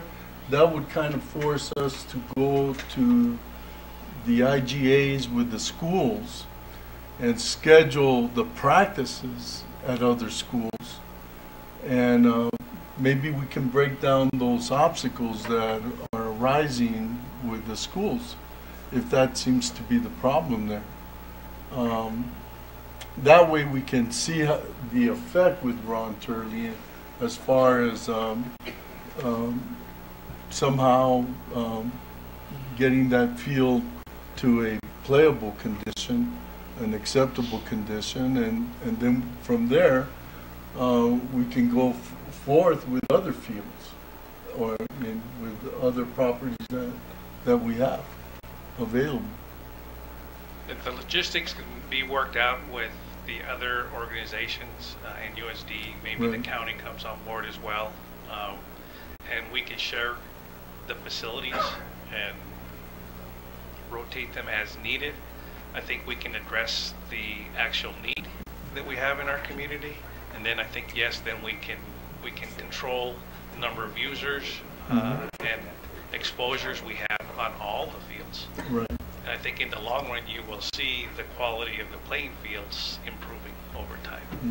And that, Mr. Mayor, I'm sorry. No. Are you just going to jump in after I put my hand up for a while? I think Mr. Lucero. Are you sure, Mr. Mayor? Yes, I think there was a tie between him and who? And Vice Mayor Rojas. I'm going to yield my time to. I know Councilman Barona likes to jump in the middle of everybody's discussion. Okay. He doesn't like to follow protocol. Go ahead, please. But I concur with the Vice Mayor and Councilman Barona that we really need to look at all the resources that we have available in the county, because if we look at, well, it'd be nice to build new fields, the cost to do that I think is going to be cost prohibitive once you look at it. Just looking at a fee structure to cover maintenance and that sort of stuff and address repair and replacement of different equipment and facilities, you can, Pima County, they do bond issues, and that's how they can afford to build these new facilities. We can do a quick, on the back of the envelope analysis to see what a bond issue would generate for us, and I think we would find really quickly that there's not going to be the support for people to pay that amount of money to cover for those improvements as much as everybody would like it. I think everyone would recognize that there's a lot of facilities in the county that if we collectively work together to maximize the use of those facilities, we can do a better job of providing fields and better services to the residents. So I think that's where we need to focus our energy. I yield the floor to. Thank you. Thank you. Councilman. Thank you, Mr. Mayor. Dr. Felix, the latter 4 sentences of Mr. Bachilier's presentation is exactly what I think the consensus is of the council. We should have done this years ago, but we seem to spend more time fighting each other than we spend time on trying to accomplish things together. So I hope that it doesn't die here, and I hope you carry it on from here, come back with solid recommendations to us. That's all, Mr. Councilman Maldonado? Just a comment to support Mr. Bachiller. and I recall it's been what 5 years I think on the when the decision was made to just keep Fletcher Fields for baseball and stuff like that. It was really a support to the tournaments that we're having here, and the necessity of keeping the fields, especially those two fields, to standards to West Regional and Woodland Sports in order to have that tournament available, which is, I think, a big plus for the city to have the regional tournament here in Nogales. That was one of the things that we had looked at. The Fletcher, not Fletcher, Little League and Memorial really haven't been used for soccer that I recall. I don't want to question. No, I just want to make a comment. I really don't want to get into the dialogue of the value of the tournament, because I concur with you on the value of the tournament. But if we're going to do that, I just want to make sure that all kids in this community are treated the same, that they have equal opportunity. If we're going to prioritize those two fields that we used to use for soccer on the outfields that we're not using them now, as Councilman Maldonado has indicated for the tournament, that's fine with me. It brings a lot of revenue, a lot of goodwill to our community. But what are we doing to make sure that those kids aren't deprived of access to equal playing fields? I believe that's when the top field was added. But Mr. Bachilier's latter sentences, if you could do that, I think that's a solution to that. But I don't want to be doing and saying, well, we're going to do this at the cost, because right now other kids are paying for that, don't you? So. And there's a huge need. I mean, there's I agree. all the way around. I mean, if you take away, let's just take away the two outfields from Fletcher 1 and 2. We close those down. But we constructed a Holcomb soccer field, which is on the top, and we constructed Challenger's field. So that should have taken care of that overflow. But yet we're still... It's growing. The sport is growing. It's just a huge demand. Which is good. Our kids are doing something positive. It's a positive... So anyway, but let's not forget that we need to, I think, first take care of the facilities that we have now. They need tons of attention, and that's why we're going to get answers to some of that that aging. Concur, Mr. Bachelier, but I don't want you to forget about the kids that I see have been left out.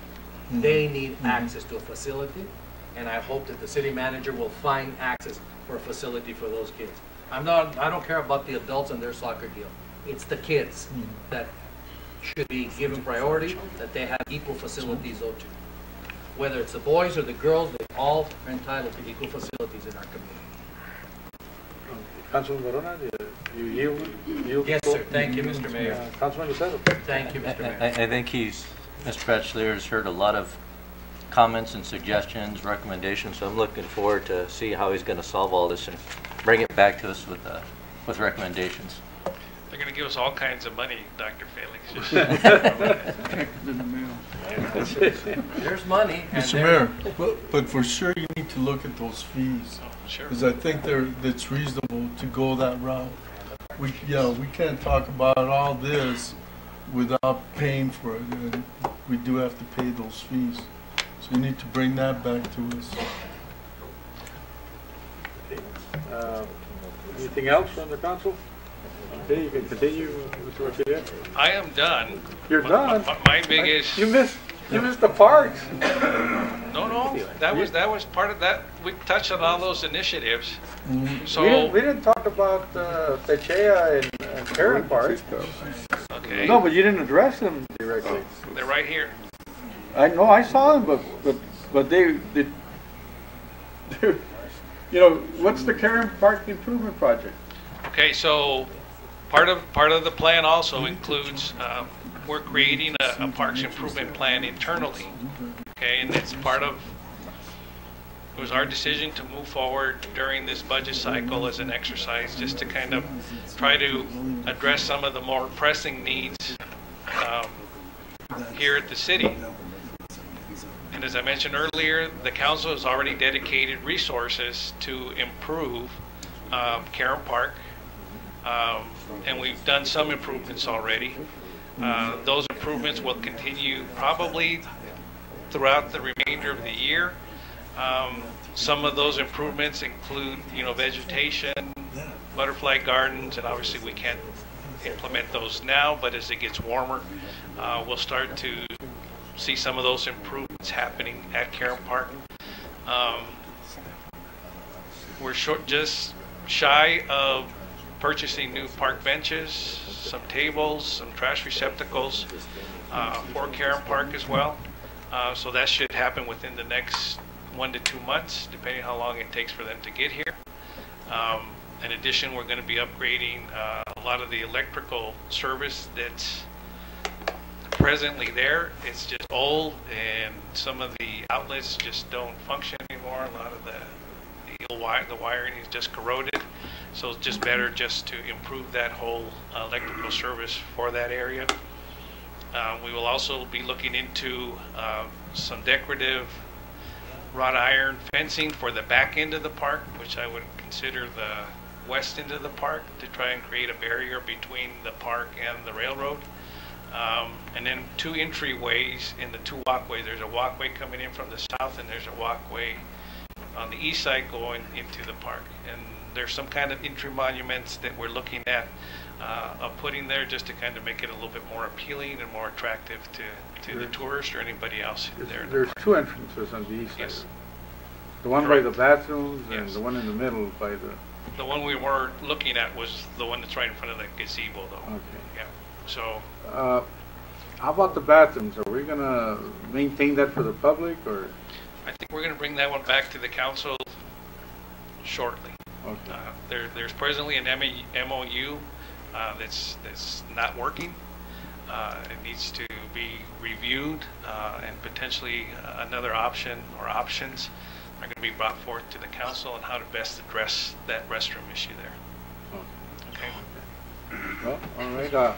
Now, when you bring the botanical and your flower arrangements or plants, whatever it is, are they going to be? Are they going to put, some thought into it, where, we're going to make sure we maintain them? They're not going to dry out because of lack of water or maintenance, or, we want to make sure that whatever it is not going to be too costly either. So can you take all those factors in consideration and come up with something that looks really nice? Yep. So is it going to be presented to the council before you guys go and build it, or? Sure. Thank you. Appreciate that. That way, I think every one of us here would like to have something to say about it. And I think that I heard a lot of positive things, Mayor, about the sidewalks over there. Dr. Felix took action on that right away. At the park, a lot of people, I heard a lot of comments on during the parade how nice everything looked. Mm-hmm. Building off of your comment, Mr. Mayor, what about the bathrooms that was called to our attention at the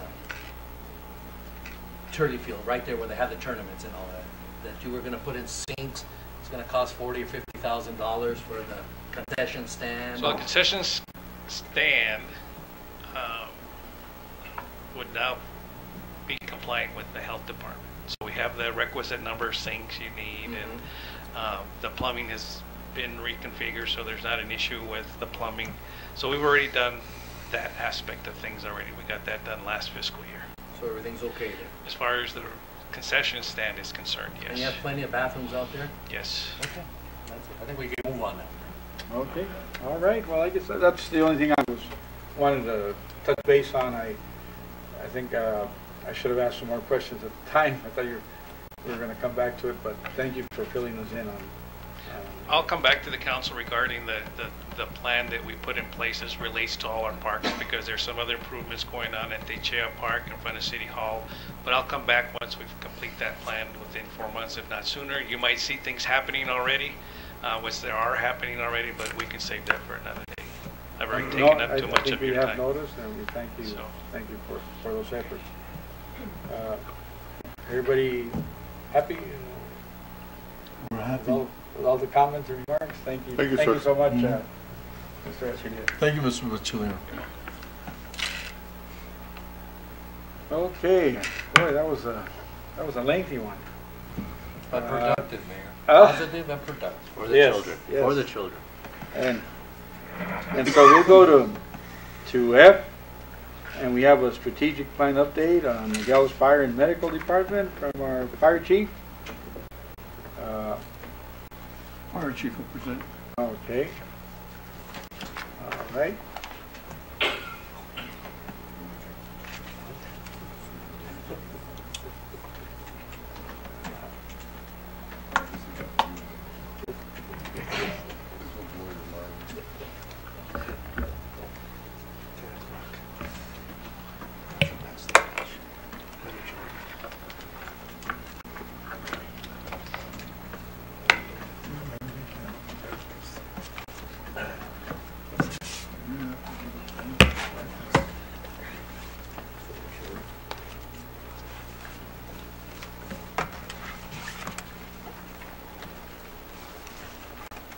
Good evening, Mr. Mayor, members of council. Good evening. Good evening. Thank you for giving me the opportunity to present to you some of the organizational direction we're taking in relation to the strategic plan. What I passed out to you is, and I just would like you to look this over on, at your own leisure, was an internal fire department strategic plan that we produced last year in the months of March through April. And what we did is we got feedback from the all levels of our staff, all ranks, gave us feedback. You can read about the planning process in the plan. We got a good participation rate in that. We took all that information. We made a strategic planning team made up of our officers, our union representatives, our administrative assistants, and we had a series of strategic planning meetings where we were able to prioritize where we wanted to head over the next 3 years. Using a SWOT, the traditional SWOT analysis, strengths, weaknesses, opportunities, and threats. And then you as a council had produced your strategic plan recently during the retreat as well. And everything that you have called for is addressed one way or another in the plan that we had previously produced. The plan that we produced is a little more focused and got a little bit more going on. It's more of a 360 evaluation of the organization. So I just wanted to go ahead and give you a copy of that. And I would be glad to, of course, answer any questions on that in the future, as well as some handouts there that we may kind of reference as we try to go through this year. I would also like to report that the Nogales Fire and Medical Department responded to 2,947 calls for service in the calendar year 2017. Traditionally, of course, around 90% of those will be medical calls, and then the remaining 10% will be fire and public assist and those types of things. So that's a 5% increase, which is pretty common.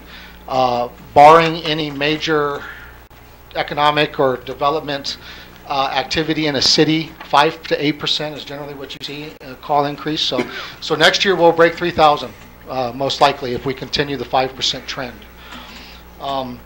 3,000 calls out of 2 fire stations is getting to where we might have a conversation about kind of outgrowing those 2 facilities, and that's something that we can talk about in the future. So what the presentation is fairly short. Is what we did at the fire department is took your initiatives and extrapolated what we're working on to answer your goals as the council and mayor.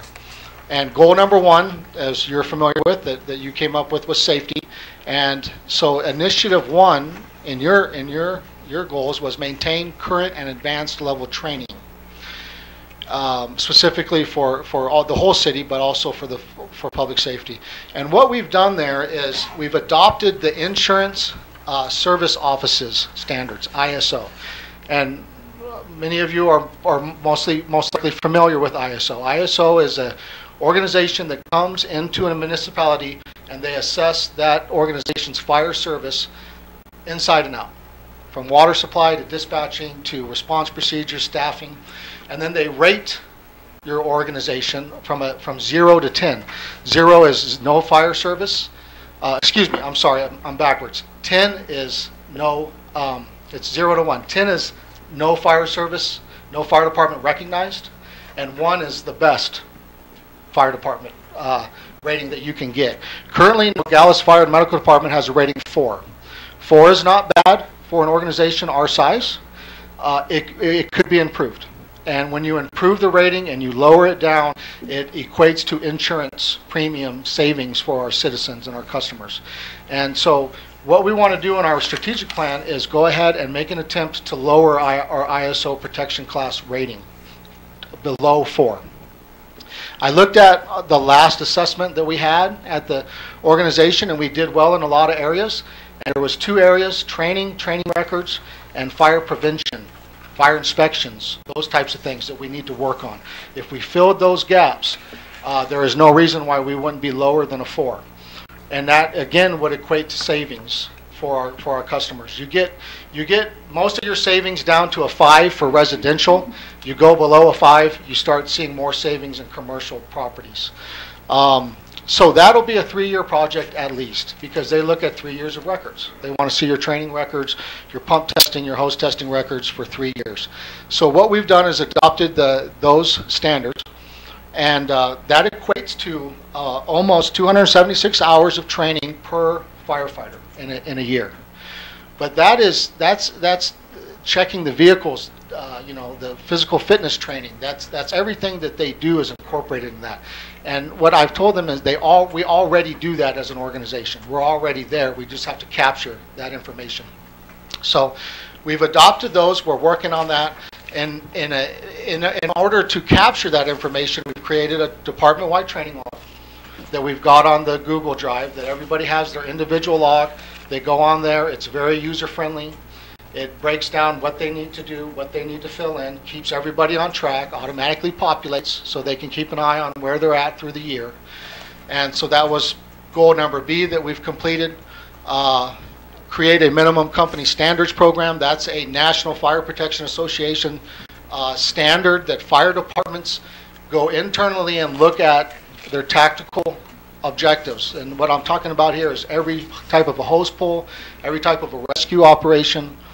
What we do is we've identified 21 of those core tactical objectives that from the fire side that we need to be proficient, and we need to have a consistent minimum standard on across the department. And so we've identified 21, and we've already created 7 of them and trained on them. So that's going to be work in progress. Strengthen mutual aid relationships and share training resources. Our partners to the north, specifically Rio Rico Medical and Fire District, have taken a great role in training, providing training resources to the county. Mr. Mayor, you were there for the Del Campo drills, and me and you walked through there and toured those. Those are firefighter rescue scenarios that they put together.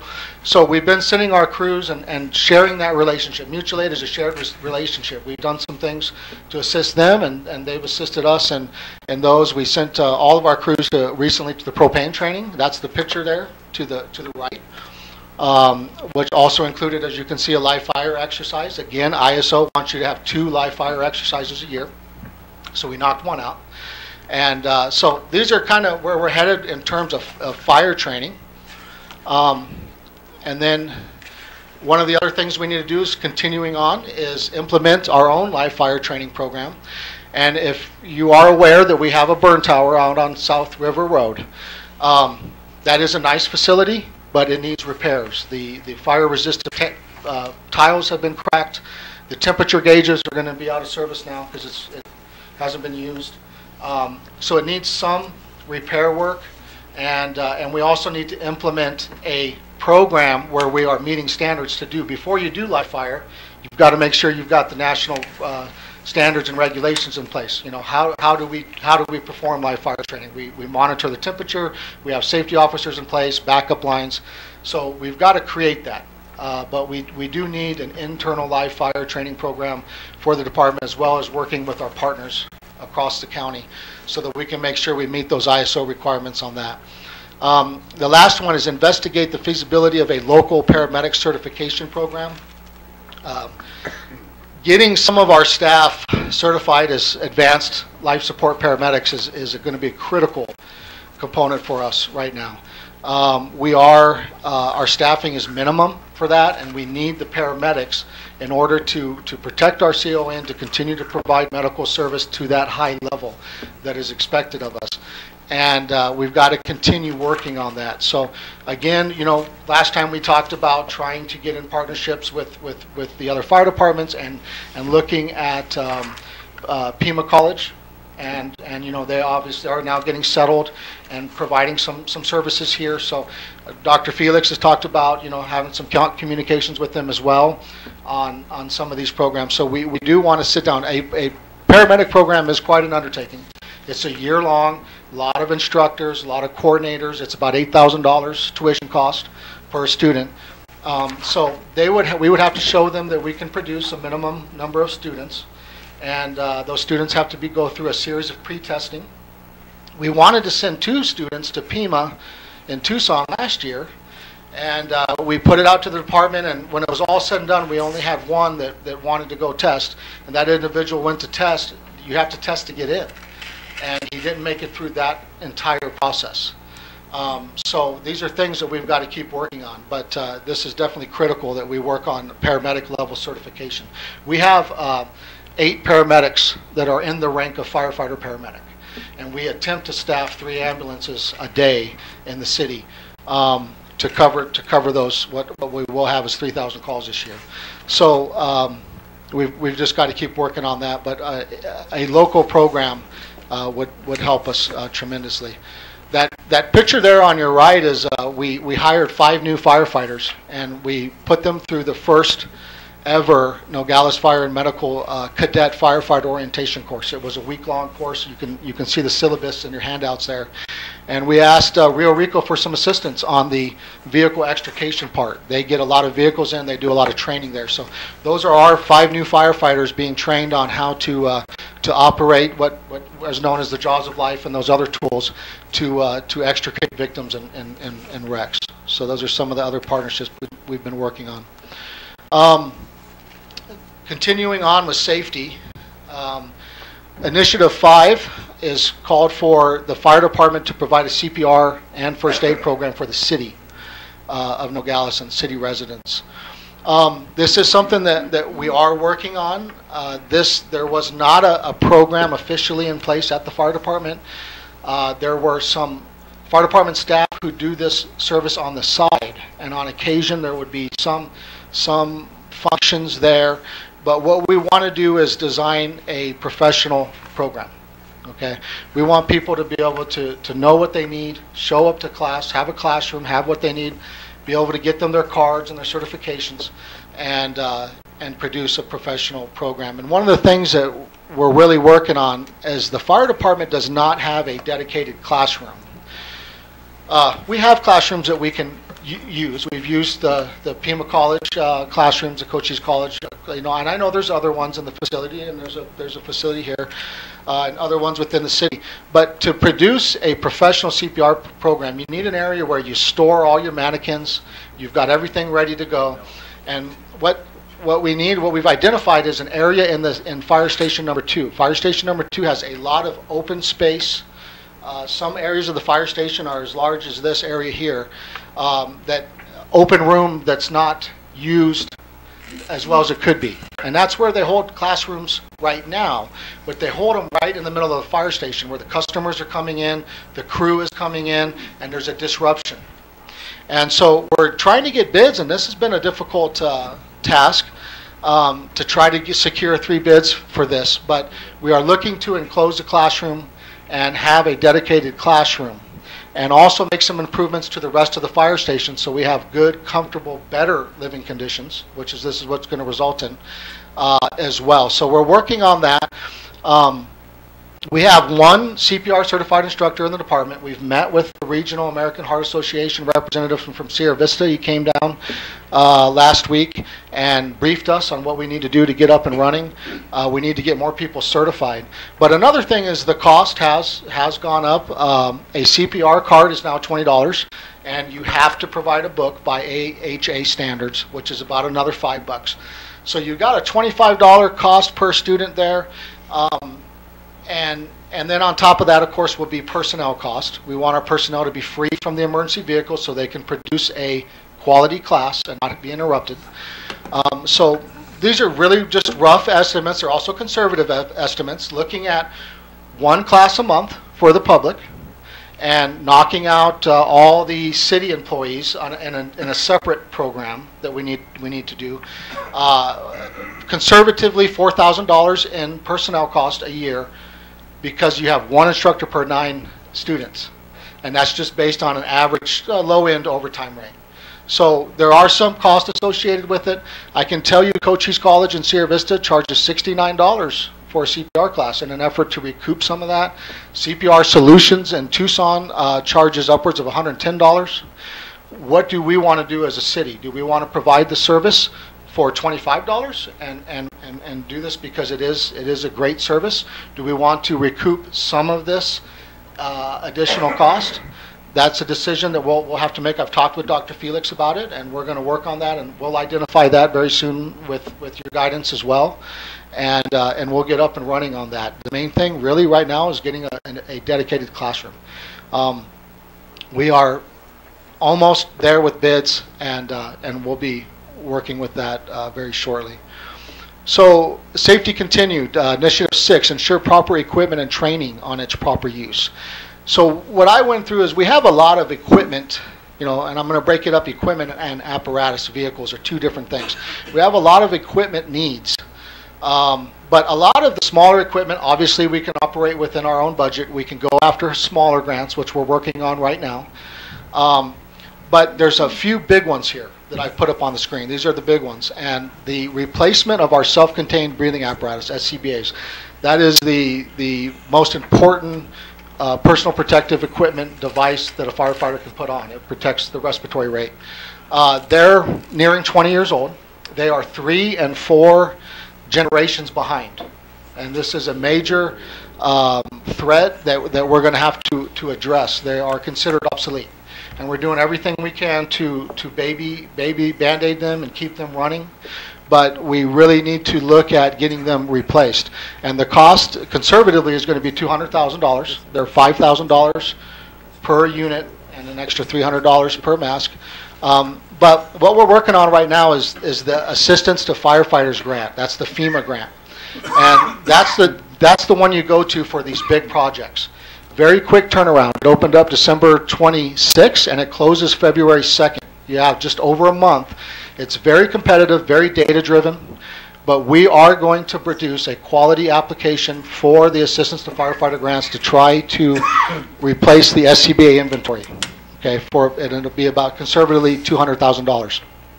The next thing is our vehicle extrication equipment is aging. It's out of service. It's below standard. 2 full sets, one for each station, would be a $77,000 investment. That grant is most likely going to come from the Governor's Office of Highway Safety if we're successful. We applied last year. Data was a little hard. We had difficulty identifying the number of fatalities that we've had on the roads. But this year, unfortunately, and tragically, we've had two fatalities within the city of Nogales and a number of other car wrecks that have produced multiple casualties, the need for extrication equipment. So this year's grant application, unfortunately, is going to have some more data in that aspect, and we need to work on getting our extrication tools replaced. The last one is actually a grant that we have received funding in. Our active shooter preparedness efforts that we've been working on in conjunction with PD, Border Patrol. Fire Department plays a big role in that, in those types of low frequency, hopefully no frequency, high risk events. We have received a grant preliminary at this point for $19,854 that we will bring to you shortly to look at and give final approval for. We're still working this out. This is new information. To purchase trauma supplies, medical supplies, and protective equipment for our firefighters for violent encounters. Okay, ballistic protection is what that is, plus additional trauma supplies. So here we are at goal number 2, infrastructure. And here you called for planned vehicle and equipment replacement on a regularly scheduled basis. And one of the things that we're going to have to look at as a city coming up here very shortly is the replacement of fire engines. We have 3 fire engines, and they are 20 years old this year. And they are breaking down. The maintenance cost, I am at 116% of my maintenance budget, and I'm halfway through the year. They're 3 20-year-old fire engines. They were bought used as a demo package back in 1997. And we're trying to keep them on the road, okay? And I've got some cost on there, you know, that you can buy another used demo, and it may work out great for around $350,000.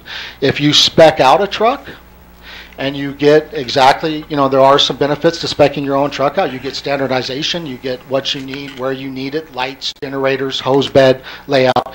You know, you're looking at anywhere from $500,000 to $700,000 for a fire engine. Again, those can be AFG grants. That's going to be very competitive. If we just start with the phase-in approach, you know, they bought 3 at once 20 years ago as a demo package. Maybe we look at a phase-in approach and phase 1 in over the next several years and keep going with that, and phase out the ones that have the highest mileage and aren't operating as well. However, I would like to discuss the purchase of a light rescue vehicle. I would like to, as the fire chief, look at replacing fire engines responding to EMS calls and taking them out of that. And the wear and tear is going to come down tremendously on those fire engines. And we're producing that with a light chase vehicle. You do need 2 vehicles to go to initially to EMS calls, because what happens is that initial response is labor intensive. If you have a cardiac arrest or some other emergency, you need the manpower to get that person treated and in the ambulance, but then the ambulance goes to the hospital and finishes up, and then the other unit goes available and is now available for the next emergency. And that's where our captain, our daily captain, would ride on that rescue vehicle. So that would be a utility vehicle. And so a couple of things that would do for us is less wear and tear on the fire engines. It's going to increase safety in the city. Responding a fire engine is a lot more dangerous than responding a utility style vehicle. It's going to cut fuel cost in half. The engine 301 fuel data usage was $5,065 for last year. It'll cut that in half to about $2,500. You know, so there's some savings there in fuel, but also maneuverability around the streets. These streets are, as you know, are not up to modern standards with access, with grade. And taking the fire engines down these back alleys on every EMS call is not the best way of doing business. It's going to be a lot more efficient. It's going to be more professional. The fire department responds on an all hazards response model. We go to everything from bee attacks to swift water to hazmat to TRT to a shooting. And what happens is the engines get bogged down with storage of all this additional special hazards equipment. So a light rescue truck would allow us to free up the engine space and have a vehicle that is just a rescue vehicle to respond to these types of incidents. We would be a lot better prepared for an all hazards model that we're working on. So that would in my opinion, help us tremendously, is to introduce that concept of a light rescue response vehicle to replace engine response. Again, very quickly, a brush truck to support our wildland response team would be a great addition at some point. We do have 2 brush vehicles. They were designed to operate within the city, and we do support a nationwide wildland team. And this is a win-win for the city. We send out, we staff about 10 to 13 people a year that undergo a series of additional training and get equipped, and we send out about 4 at a time, and they go around the country and fight the major fires, and when they come back, they're better trained. And they're better trained for us to meet our threat here in the city, which we have a tremendous wildland urban interface fire threat as well. So a better brush vehicle would support that. It would also support a better response within the city. There is revenue to be generated from that, and again, this is a conservative figure. When you send somebody out of state. The federal government, through the state, pays for all the backfill, pays for all the personnel cost, and then they also pay you a truck rate.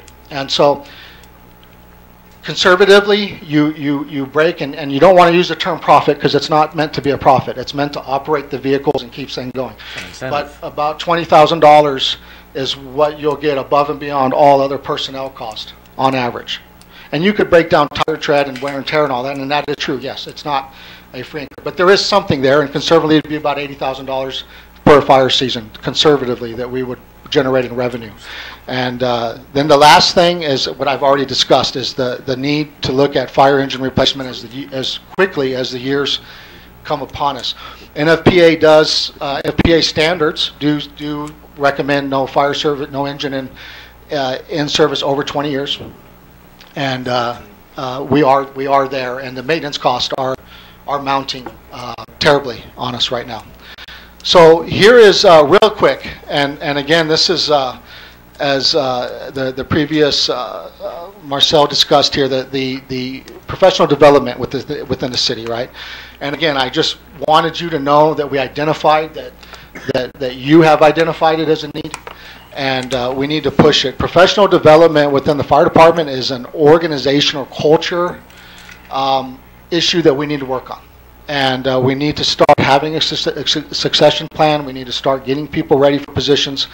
And we need to make an environment where they feel like it's important and it's available for them to do that. And this is going to be, we are working on it as an organization. We're going to need to continue to work on it, and it's an ongoing project. And we recognize it as a need. All right, the last slide here.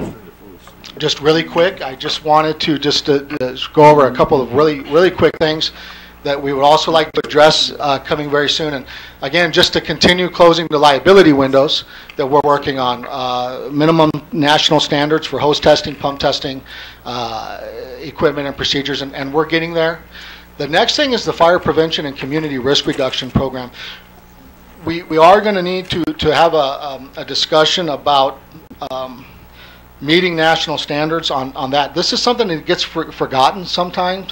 The fire department focuses on being reactive force, but arguably, of course, there's a lot better investment in preventing things from happening in the first place. We do have an adopted fire code, which mandates us to perform certain services. And we have, the last time I checked, 1,364 business licenses out in the city. And we have one person acting as the fire marshal. And that individual does all the new plan reviews, all the new permits. And what we need to do is beef up maintenance inspections, meaning annual inspections of businesses. We do not perform those right now. We are working on getting the fire crews out there, and that's coming this month. But the fire crews are going to be limited. They are a force multiplier, but they're going to be limited in what they can do, and that's going to be the warehouses and some of these other more in-depth inspections. Number one, need to be scheduled. You need those people with you to walk through, and they're on emergency, 24-hour status. That's difficult for them, but you also need higher training fire inspectors to do these.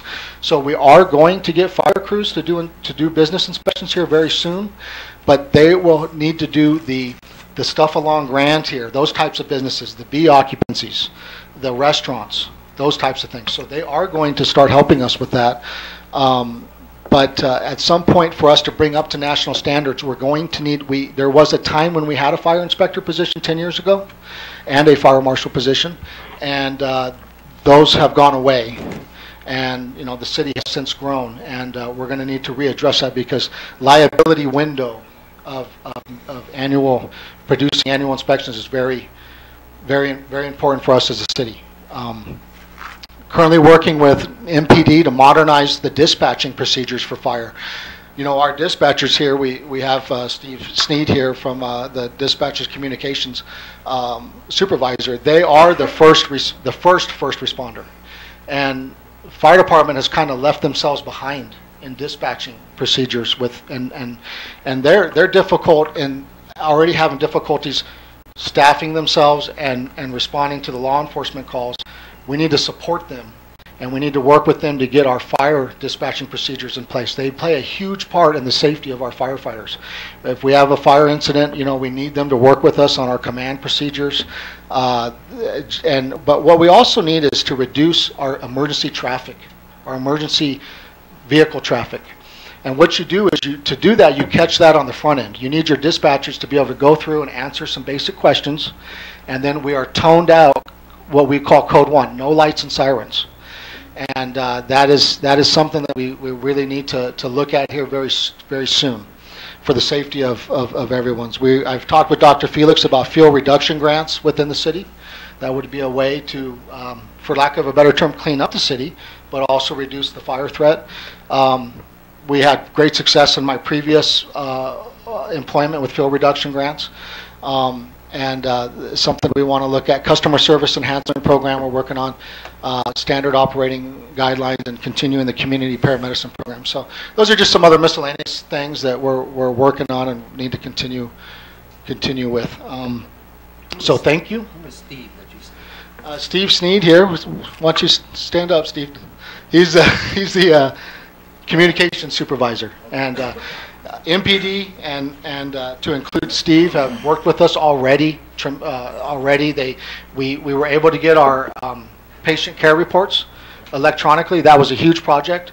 Chief Castro undertook that project along with the help of Captain Chris Renteria. They worked extra hours. They did a tremendous job on that, but also the dispatcher and to including Chief Bermudez and his other staff. That was also labor intensive on their end because they had to do the interface of sharing that information with that. So we've already got assistance from them on that, but we have some additional progress to make in that field as well. So thank you. If you have any questions? Yes, we got Councilman Lucero here. Thank you, Mayor. First of all, great presentation. I like the booklet. It gives us a chance to go back and review a lot of the things in more detail what you presented. A couple of things that I guess I got a few things that I want to bring up. On your CPR training, I'd like to have you look at partnering with NUSD and seeing how they can work with the fire department on getting CPR training for faculty, staff, and maybe even students as a possibility. You identified a lot of grant opportunities and was wondering what our grant writing experience was or is within the department, or if we need to look at some outsourcing to help with the grant. Yes. So I can answer that. We do have some, Chief Castro has some grant writing experience. I have some grant writing experience. That takes a lot of time, so that's what I was wondering. From my previous job. But what we have looked at with this big one is we are entertaining a consultant to help us with the big one. You know, the little ones we can write and break off these little ones. But the big grants, the big $200,000, $300,000, $400,000 grants are very competitive, very data-driven. And you need professional services at times to help you with that. It's a very unique skill. This was specifically for fire grants. And so, yes, we are looking at getting assistance in that area at a reasonable. It's a reasonable fee, and a lot of times you can write reimbursement fees within the grant, and so it'll cost very little if successful. And then if you're not successful, what's nice is now you have that grant application for the next year. You just need to go in there and update it a little bit and change what you need to change, and you can resubmit it year after year until you get funded. So yes, that is a great point, and we are looking at professional assistance on the big grants, and we're looking at doing our internal smaller grants and keeping those going at all times. And you brought up the, I guess, lack of building inspection and inspections in general, and the time-consuming process involved in plan review, plan check, and you know, in other smaller communities they outsource at least the plan check, and that might be an option. And lastly, the thing that you know, not only you brought up, the police department brought up, Parks and Rec brought up, just a long list of capital projects that, you know, I want to bring this up now because during last year's budget process, we had no input whatsoever in the budget process. It was presented to us as this is staff's recommendation. We did not look at capital projects whatsoever, and now we're seeing them for the first time in two years now. And now we're recognizing the impact that not looking at these capital projects is having on our budget. And I say that because we just spent a lot of money on buying a new building. It would have been nice to look at it in the perspective of here's a list of all these other things that we should be looking at in consideration of making a big expenditure. So it would have been nice to have had that information when we looked at the purchase of that building. Thank you, Mayor. Thank you. Yes, we have there's a tie there between Vice Mayor and do you I had it last time. I'll yield I to... yield to the Vice Mayor. Okay, go ahead, Vice. Thank you, Mr. Mayor. Well, I agree totally with Councilman Lucero with what he just mentioned. And I also want to compliment you, Chief Bernie. I really liked your presentation. And one of the things that really stood out in your presentations were the statistics that I really liked. They seem to support your presentation and the issues and the information that you provided. And that's one of the things that of course all the presentations were good, but that's one of the things that I would have liked a little bit more probably with the police department. If you can bring more statistics for the particular presentation that you provided for us, I think it would make things much clearer for us in making a decision. Thank you, Chief. Thank you, Mayor. Thank you, Vice Mayor. Yes, Councilman Diaz. Chief, great presentation. A quick question.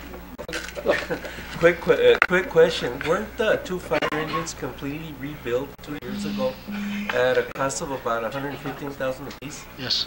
3 fire engines. There's 2 fire engines and a backup fire engine. They were all refurbished 2 to 3 years ago for very close to the cost. I have to give you an exact number. Right. And I can tell you that there's some disappointment in that right now, and we are just got past that warranty on what they've refurbished. We're just past it, and we're seeing multiple things. And the truth is, a refurbishment is a Band-Aid.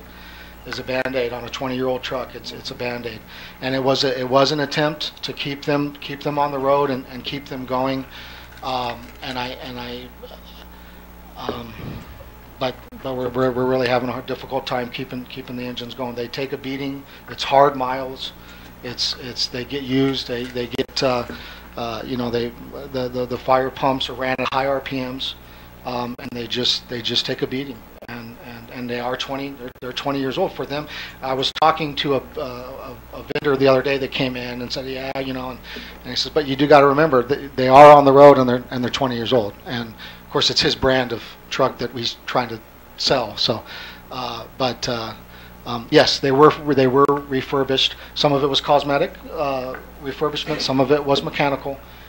We've just gotten over the warranty on what that refurbishment included, and now we're having difficulty with maintenance. Back to square one. Yeah. Thank you, Chief. Yes. Okay, yes, Councilman Barona. Thank you, Mayor.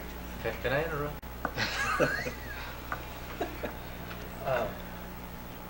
I concur with their remarks. I think they're solid remarks. And compliment you on your enthusiasm. You're outgoing and you seem to be a perfect fit. It's hard to fit into our culture here, but you seem to grab the energy and you seem to be a very good leader and sharing your experience. Just some comments, Mr. Mayor, for you to consider. I don't need responses, but I would like to see Dr. Felix and you try here again to work with Santa Cruz County on the option of having a central dispatch.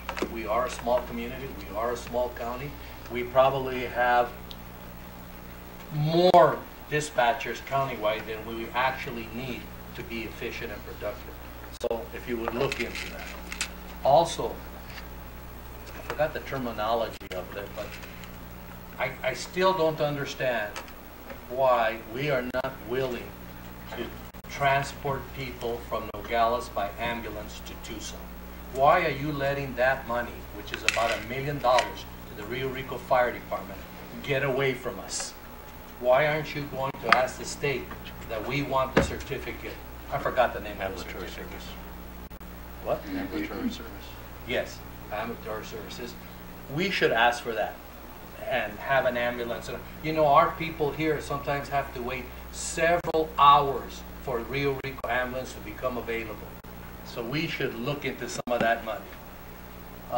The paramedic program that you were talking about, I'm all supportive of that. And even to give those individuals that aren't or are intimidated by the entrance exam, to bring them some help, some tutorial help to help them to get through that, okay? I think the more paramedics you have is a benefit to the community. And finally, my comments, Mayor, with your permission, I want to address these comments directly to Dr. Felix. I don't understand the presentation by the chief saying that we've lost 10 officers over 10 years. And I don't understand the fire chief's presentation, Dr. Felix, about all of this equipment that we need. I feel like a fool because I worked very hard when people in this community told me that it wasn't going to work. A 1/4 cent sales tax since 2000 has created millions and millions and millions of extra dollars. I asked the previous city manager to give me an accounting for it, and it wasn't supposed to be lower than the budget of when it was passed, and they couldn't find that budget. I would like to see an accounting. You're asking for a lot of equipment, of cars, of personnel. So what happened to all this millions of dollars that came in with the extra 1/4 cent sales tax? I know what happened to it because when I came asking for it, when I was a nobody sitting out there in the front, I was just brushed aside.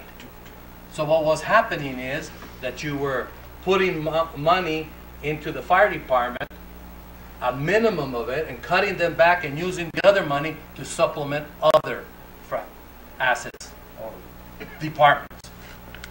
That wasn't the intent of the people when they passed that legislation. The people said, you can tax us a 1/4 cent sales tax. It's supposed to go directly to police and fire.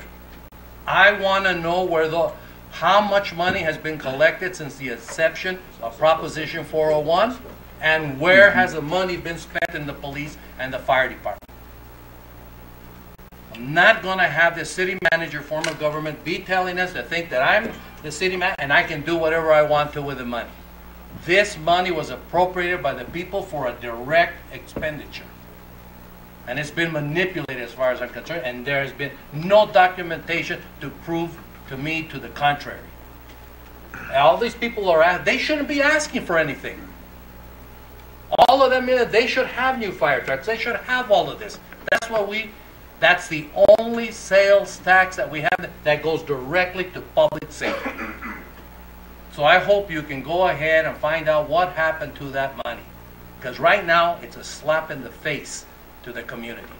Because I don't think it's been going to where it's supposed to be intended to go. And all these people that control them, all of this money have been put in aside for their use. I don't remember seeing them knocking on doors. I don't remember them seeing circulating petitions. I don't remember them seeing campaigning for it. But they sure like to spend the money the way they want to.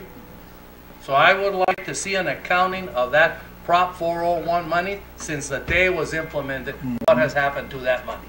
And I'll kind of bring you up a little. The last councilman that stood up for the fire department and was Councilman Cesar Parada. He brought it to the Garino administration attention. We had Shane Dilly at the time, and he did not give it any consideration. He thought that money could be used any way he pleased. It's specifically written in the proposition how it's supposed to be used. So just to kind of bring you up a little on Thank that. you. But anyway, Councilman Lucero. Thank you, Mayor. And to follow up on Councilman Verona's request, normally what's done is it's supplanted. So the money is put into a department and it's going where it's supposed to go, but on the back end, they've reduced the previous general fund contribution. So maybe the one way to look at it is go back to when it was first implemented to see how much general fund money was dedicated, maybe even look at it percentage-wise, and then sort of track it moving forward to see if we did reduce the general fund contribution and supplanted it with the quarter-cent sales tax. Thank you, Mr. That's the word I was looking for, supplanted. Thank you. And just a correction that we do have a community college here. It's called Santa Cruz Community College. Isn't that correct, Dr. Juan? Yes, Santa Cruz County Provisional. That facility is paid for by the taxpayers of Santa Cruz County, not Pima College and not Cochise College. Okay, do we have any other questions or comments from the council or the chief? Chief, we have one more here with Councilman Maldonado. No, Chief, thank you for your great presentation. And I know I was one of the instigators on the CPR thing here locally, making our city more safe by having more people certified and all that. Basically, in the past, when we've done it as a group through Little League, it's a lot easier to, we're asking volunteers to get certified and all that, coaches, concession stand people and all that, and we've contributed through Little League a portion of the cost, and then part of the cost comes from the individuals. But I think it's when you meet groups, it's easier to keep the cost down. And I don't know what you could think of size of groups and all that. Once you get your room, I know I have a lot of people that will need to get recertified through Little League, which is a requirement for coaches, players, coaches, and volunteers. Okay, thank you, sir. And I know the chief has already, in the past, let me know that you're working on that to bring that program alive instead of just having individuals give that training with CPR. So we're looking forward. We have our support, I'm sure. And you got my support, and I believe that most of the council here, if not all, will support that. So thank you so much for being the leader you are here in our community. Thank you. Now we're going to go to the next discussion item, G, a discussion and possible direction, action, request for proposals and city manager recruitment. I believe Mr. Kissinger is going to provide us some of that information. Morning, Mr. Good evening.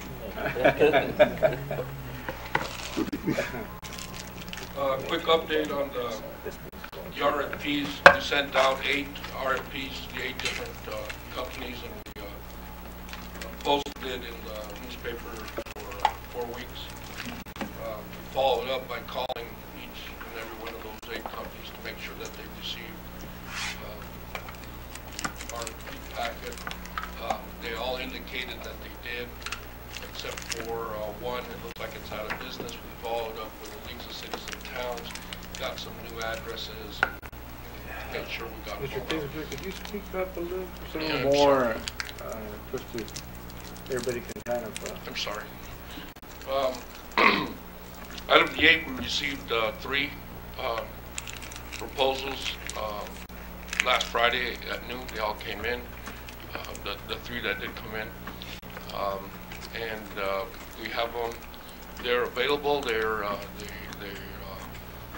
followed all the recommendations of the request that we had for them to separate their budgets out of their 11 copies of the packets. They're available for your review upon your request. So you can select a firm, or you can have staff do it, or however you wish to proceed. Yes, Councilman Barona. Thank you, Mr. Mayor.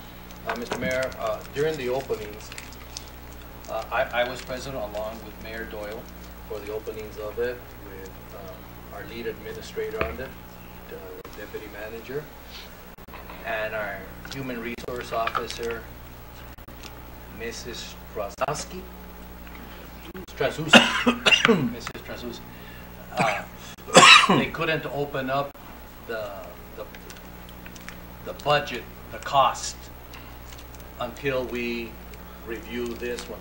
So, Mayor, I would suggest that we not lose any time on this, and just, if the council agrees, just to give direction to Mr. Kissinger to go ahead and have him give us a spreadsheet presentation at a meeting for next week that you call, Mayor, and then make their recommendation, and maybe do a little vetting with the executive director of the Arizona Leagues of Cities and Towns of where they have produced results, and have them come back with a recommendation. Councilman Lucero? Mayor, primary reason you keep the cost out of it is you don't want cost to dictate the firm. So I would recommend that we first look at the proposals and decide, rank them in order, and then look at the cost and see how they fare it out in terms of cost. And but cost shouldn't be the driver in selecting the firm that we want to hire the top manager of the organization. So that's normally why you keep the cost out. So I just want to make sure that I'm clear, because Councilman Lucero talks about we looking at the proposal and ranking them, and we making sure that we save the cost and open them later. And Dr. Verona is asking for staff to review it and rank them. So I just want to make sure that this body either tasks staff to do it, and we're more than willing and ready to do it, or if mayor and council would like to review these and rank them. It's your call. I like both ideas, as far as we get to review ourselves while you do your own spreadsheet. That way when we come together, I think everyone knows what they reviewed. And also with your spreadsheet, it'll kind of give us a guide. But go ahead, Councilman Lucero.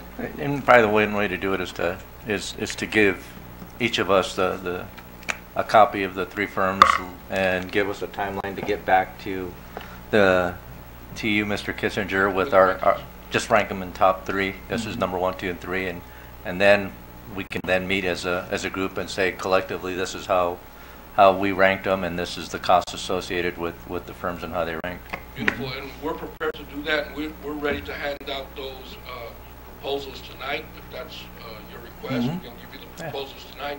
Do it and then I would ask for you to rank them and get it back to me at least the day before the special meeting that looks like it's going to happen next week, and then we by Friday. Just say give it to you by Friday. Yeah, but I would also like for staff to have that spreadsheet with a recommendation, so we can see. I want you to do the vetting of the three, though, too, and rank them. Yeah, when they bring it back, you can say this is how you ranked them, and this is the cost associated with them. Absolutely. Yeah. I'm okay with that, Mayor, as long as we can get this thing settled up next week. Yeah, just say give them to us now. We'll get back to you by Friday. Yep. Now or right after the meeting? Right after the meeting. So check. Julie will give them to you after. Okay. Okay. So is most of the council in agreement to get the books, review them, and then get them back at a future time date?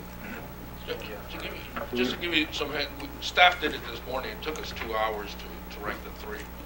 So we're ahead of the curve by getting this done. So. And Mr. Mayor, I think Mr. Kissinger and Mrs. Straszewski have done a very diligent job in working with this, again, making sure that they even called up, because at first we had nothing. Nobody was interested. And he did some follow-up work to both of them, and they got three firms applying, which I think is a lot of groundwork that they did. So we'll get them to you after the meeting, and then hopefully you can get us your rankings by Friday. And it's only 3, so 1, 2, and 3. They should take that one. Thank you. Appreciate it. Thank you. Thank you. All right. Thank you. So you're going to be passing out the books right tonight? As soon as the meeting's over, okay. 3 books in your hand. Yes, Councilman Verona. Do you have suggestions for a meeting date next week so we can? Well, I was thinking maybe the sooner the better. Yeah. I think, no, the reason at 4:30, the reason I asked is Tuesday and Wednesday we'll be out of town. So we can do it Thursday, though. Thursday okay? Can No, everybody check I it? have a community college meeting, that's the second Thursday. At what time? At 5 o'clock. At 6 o'clock. Okay. Wednesday would. How about Can Wednesday. Friday? Is anything Friday? Do it Friday. We do it Next Friday? Friday okay? Friday's okay. Friday at 4:30. 4:30? 5? You can't do it Friday? Next Friday. Can't do it on the 15th, which No. So this we're talking about the 12th, Friday the Yeah, that's next Friday. 12th, Friday the 12th. Yes. That's right after that. How about Monday. Monday? I can't do it on the 15th. How's everybody for Monday? This This coming Monday. No, Monday the 8th? Oh, that's, Or this Monday, no, this Monday's not Martin Luther the King. 8th? No, oh, I thought you were talking about. No, this Monday. The 8th. The 8th. The 8th, yeah, this coming Monday. We're gonna turn everything on Friday. They've already prepared their, so we can do it on Monday at 4:30.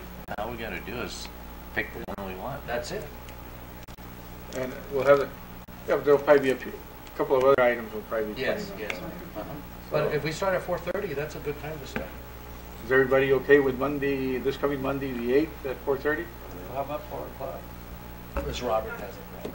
Do you have a problem at 4? Can you make it at 4? Yeah. In my sweats. That's okay. Okay. Let me come and show it to you. Bring my calendar here.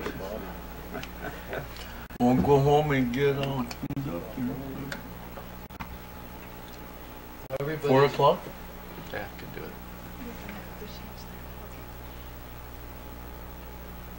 Or, yeah, well, you can probably change that. Four will work. To another, yeah, we'll change. Can you change that? Yeah, So we're good for Monday. Monday at 4. Robert can make it. You can make And it? then at 4. 4? Mhm.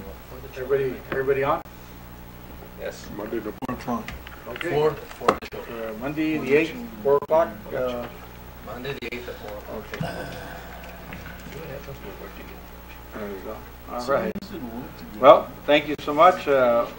Going with that, we'll just go to discussion item H, and it's discussion and possible action funding the purchase of Christmas decorations for the 2018 holiday season.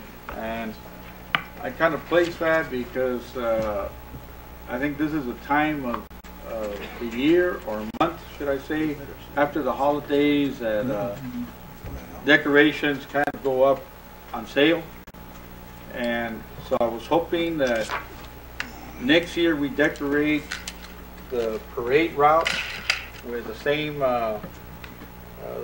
pretty close to the same decorations we have right now, whether it be Christmas trees, Santa Clauses, or Nutcracker soldiers, or but light up the parade kind of going up Morley and back down where it finishes here at front of the Americana. And we have some leftover decorations, put them also at the entrance of town to the freeway as you come around Burger King, and maybe get that Terrace Avenue area where we get a lot of people that come through the line and shop here and pass through their pedestrians, and also the people that come and visit can see a special effect on Nogales. I think this year one of the things that the officers and myself kind of met together, Officer Thompson and one of these officers, I invited Santa Claus to join us over there by the Christmas tree to take some pictures, and as we were there, all of a sudden we were flocked with a crowd of kids and people coming over wanting to take pictures with Santa. So I made a call, and I asked Santa Claus if he could stay for the rest of the day and come back the following day and continue with taking pictures with the crowd and ringing the bell and handing out candy, which my you brought the sugar canes, we brought some bags of little Snickers and whatnot. But every kid was getting their little candy and taking the picture, and all of a sudden it turned into magic, the downtown. It changed from a commercial point of view and from a shopper's point of view. The air changed, and everybody was just excited as can be because Santa was there, especially the people that don't have the money to drive to Tucson, and let alone drive to Tucson and then have to pay to take a picture with Santa up there and go through long lines. Here they took the free pictures. They were just excited as it could be to sit on Santa's lap and hug him and whatnot.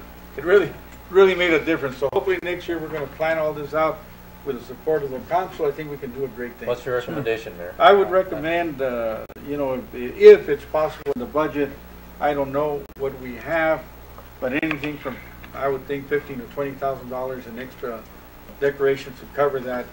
I'm not sure what the cost I second that, Mayor. is, but I think 20,000 would cover. I think Councilman Genesian was here the last time, and I think you're the last one that brought up a recommendation to buy the. It was 35,000. 35,000 back then. Kids. Well, It's maybe Christmas. maybe we can do it with 25,000 and finish up. If we need to, we might not even. So depending what's the motion? So, well, I'm just thinking right now. I'll make a motion for $25,000, up to $25,000. Not to exceed. Not to exceed $25,000. Then I'm comfortable. I'll second that motion. For the Christmas ornaments that we need to decorate the rest of the. For the children, Mayor. For the children. And for the community. Yeah. Do I have a second on that? I'd second that, Mayor. Okay. Any discussion that anyone would like? Any comments? Okay. Seeing none, call to the question. All those in favor of passing this motion not to exceed $25,000 for downtown decorations and signify by saying aye. Aye. All, any nays? It's just amazing, Mayor. Pass unanimously. Motion passed unanimously. It's amazing what we can do as a council when we work together like this. Where we can take this community. I just hope we can continue to work like this. What are the children watching? We will continue. Thank Just amazing. Thank you. Well, I don't know if we can go to March, but we can be a little bit more compassionate. Okay, let's move on, Mayor. It's getting late. Okay. And we have also on I, discussion and possible action terminating agreement with Service Line Warranties of America. So moved, Mayor. Okay. Okay, we'll just put it out there. We have a motion to approve. We have a second. Before we discussion, we'll go ahead. But I do have a question, Mayor, if I can. Yes. I just want to make sure that Mr. Machado says that we're, because I noticed here, they have at their option that extra year. I don't know what time frame we're in, so I just want to make sure. In discussion, he'll be able to explain that, or do you want to do it now? Right, well, I'll do it now. What the agreement is a 3-year agreement. There is no provision for terminating it early, but you can. It has renewals, automatic renewals. Right. Okay. If you want to terminate those renewals or indicate to them that we're not going to renew it after the 3 years, then you can do that and give them notice. The minimum required notice is 90 days, which would be October, but there's no impediment in doing it before that time, if that's what you want to do. If that's what you mean by I think we should probably not rephrase that. Rephrase it, that indicate that provide them notice that we will not renew their agreement. The renewal. We will not. We will not renew their agreement. If that's what your decision is. And so we're actually, what basically, I think what we wanted to do is discuss this, I guess, a little more as far as the ins and outs, I guess, of it. But so we'll just put it on. We'll vote on it to approve, not to renew. So the motion would be discussion possible action not to renew the agreement with Service Line Warranties of America. That's what I said. Okay, so Is that what we have a. Well, you have one question. We have Councilman Vice Mayor Rojas made the motion, so you clarify. Okay, go ahead and No, you make the motion. So you're not the clerk. I made the motion. He made the motion. Well, speak up louder, Mr. Brazil. So you make the, are you making the motion? That's the motion. And The mayor clarified my motion. And can I second that? Yes. I'll second that. Now- Under discussion, Mayor, yes. I'd like to ask a question. Are some of the problems that we're having, are they being addressed by staff? Are they looking into that? Yes, they have. And are they but aware of that? Yes, I think legal has done a pretty good job researching a lot of things and addressing some of the complaints, but I'll let Mr. Machado. The other side of the contract, they would like the opportunity to address all the concerns that have been given, right? And if you decide that that's what you want to do, is allow them to address those concerns, you could always withdraw the notice of renewal if that's what you want to do. Yeah, absolutely. Let's have a good story. So Yeah, I would want to give them the notice now, so we don't get caught and we forget. Right, right. And they could still give us a presentation to try to convince us otherwise.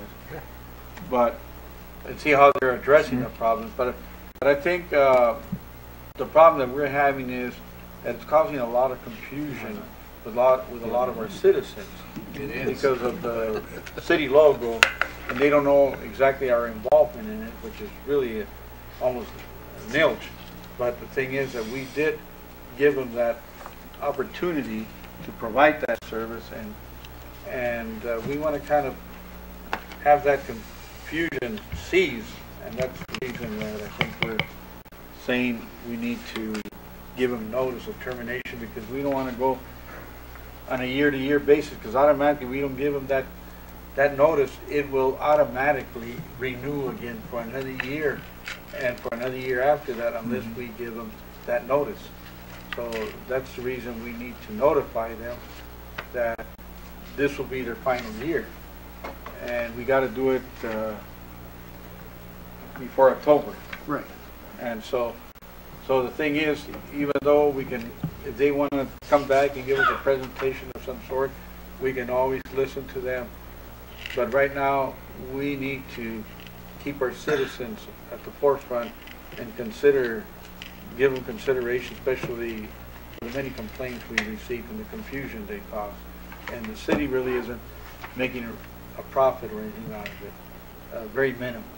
Very minimal. Doesn't cover it. I don't think we've made any money. Have we received checks? Yeah, we have.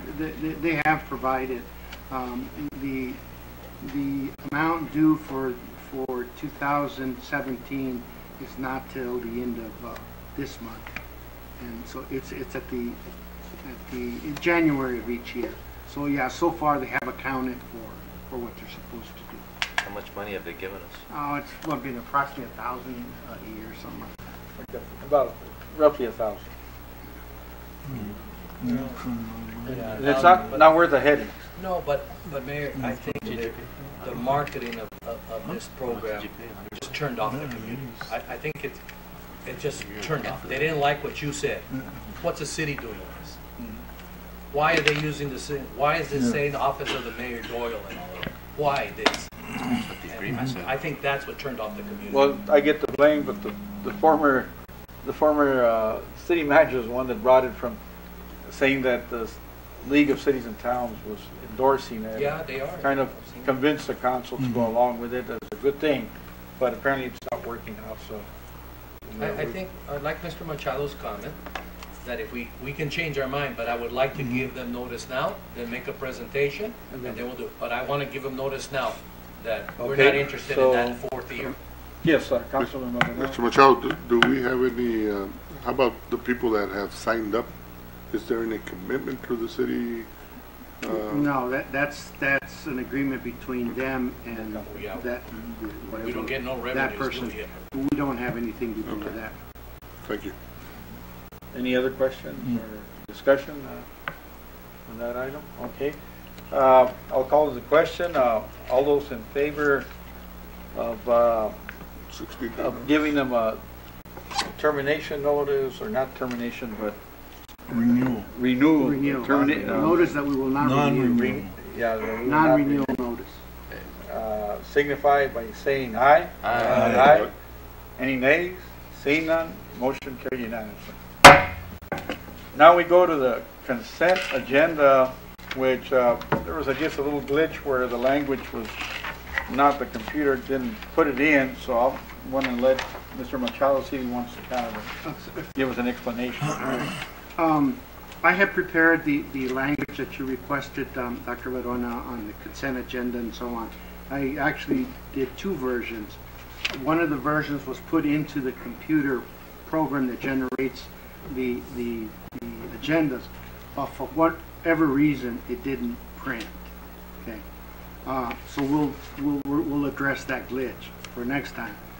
But however, this time, if the intent was for you to consider items A through H as a consent agenda, then we can still do it this time around if somebody will make a motion to approve items 7A through H, somebody seconds it, and that will have the same effect.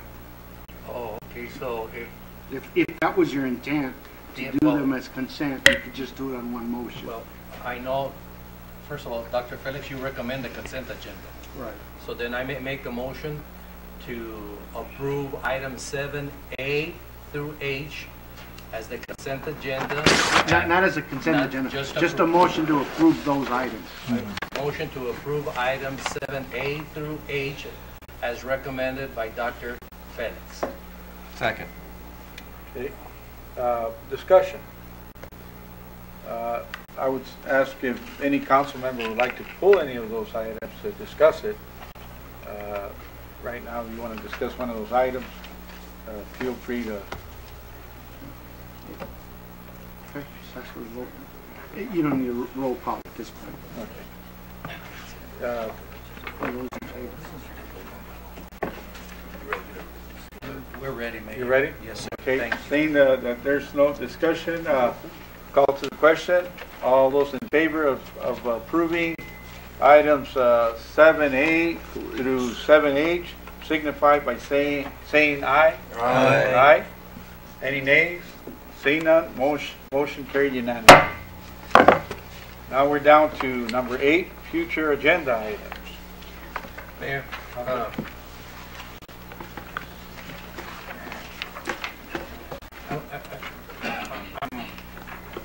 just want to make sure. We have a special meeting coming up. Yes, we do. So I want to make sure that Mr. Machado that you work with Mr. Machado or something to bring to the council, that Mr. Machado has some kind of an agreement that compensation or whatever, so that he stays with us, because there's some critical issues, okay? But I want him for him to remain as a consultant to us, on call from the city manager, if he's agreeable to that. But maybe you can have the dialogue so that we can feel a little comfortable, especially with these federal issues, that everything is working and falling in line, and we're not missing anything. I don't want to lose in its entirety the institutional knowledge, but all I'm asking for the next meeting, can you please just see if you can work something out and bring it back. Do you think we can work something out, Mr. Machado? Well, yeah, we'll figure it out. But you want the item on the agenda for next meeting?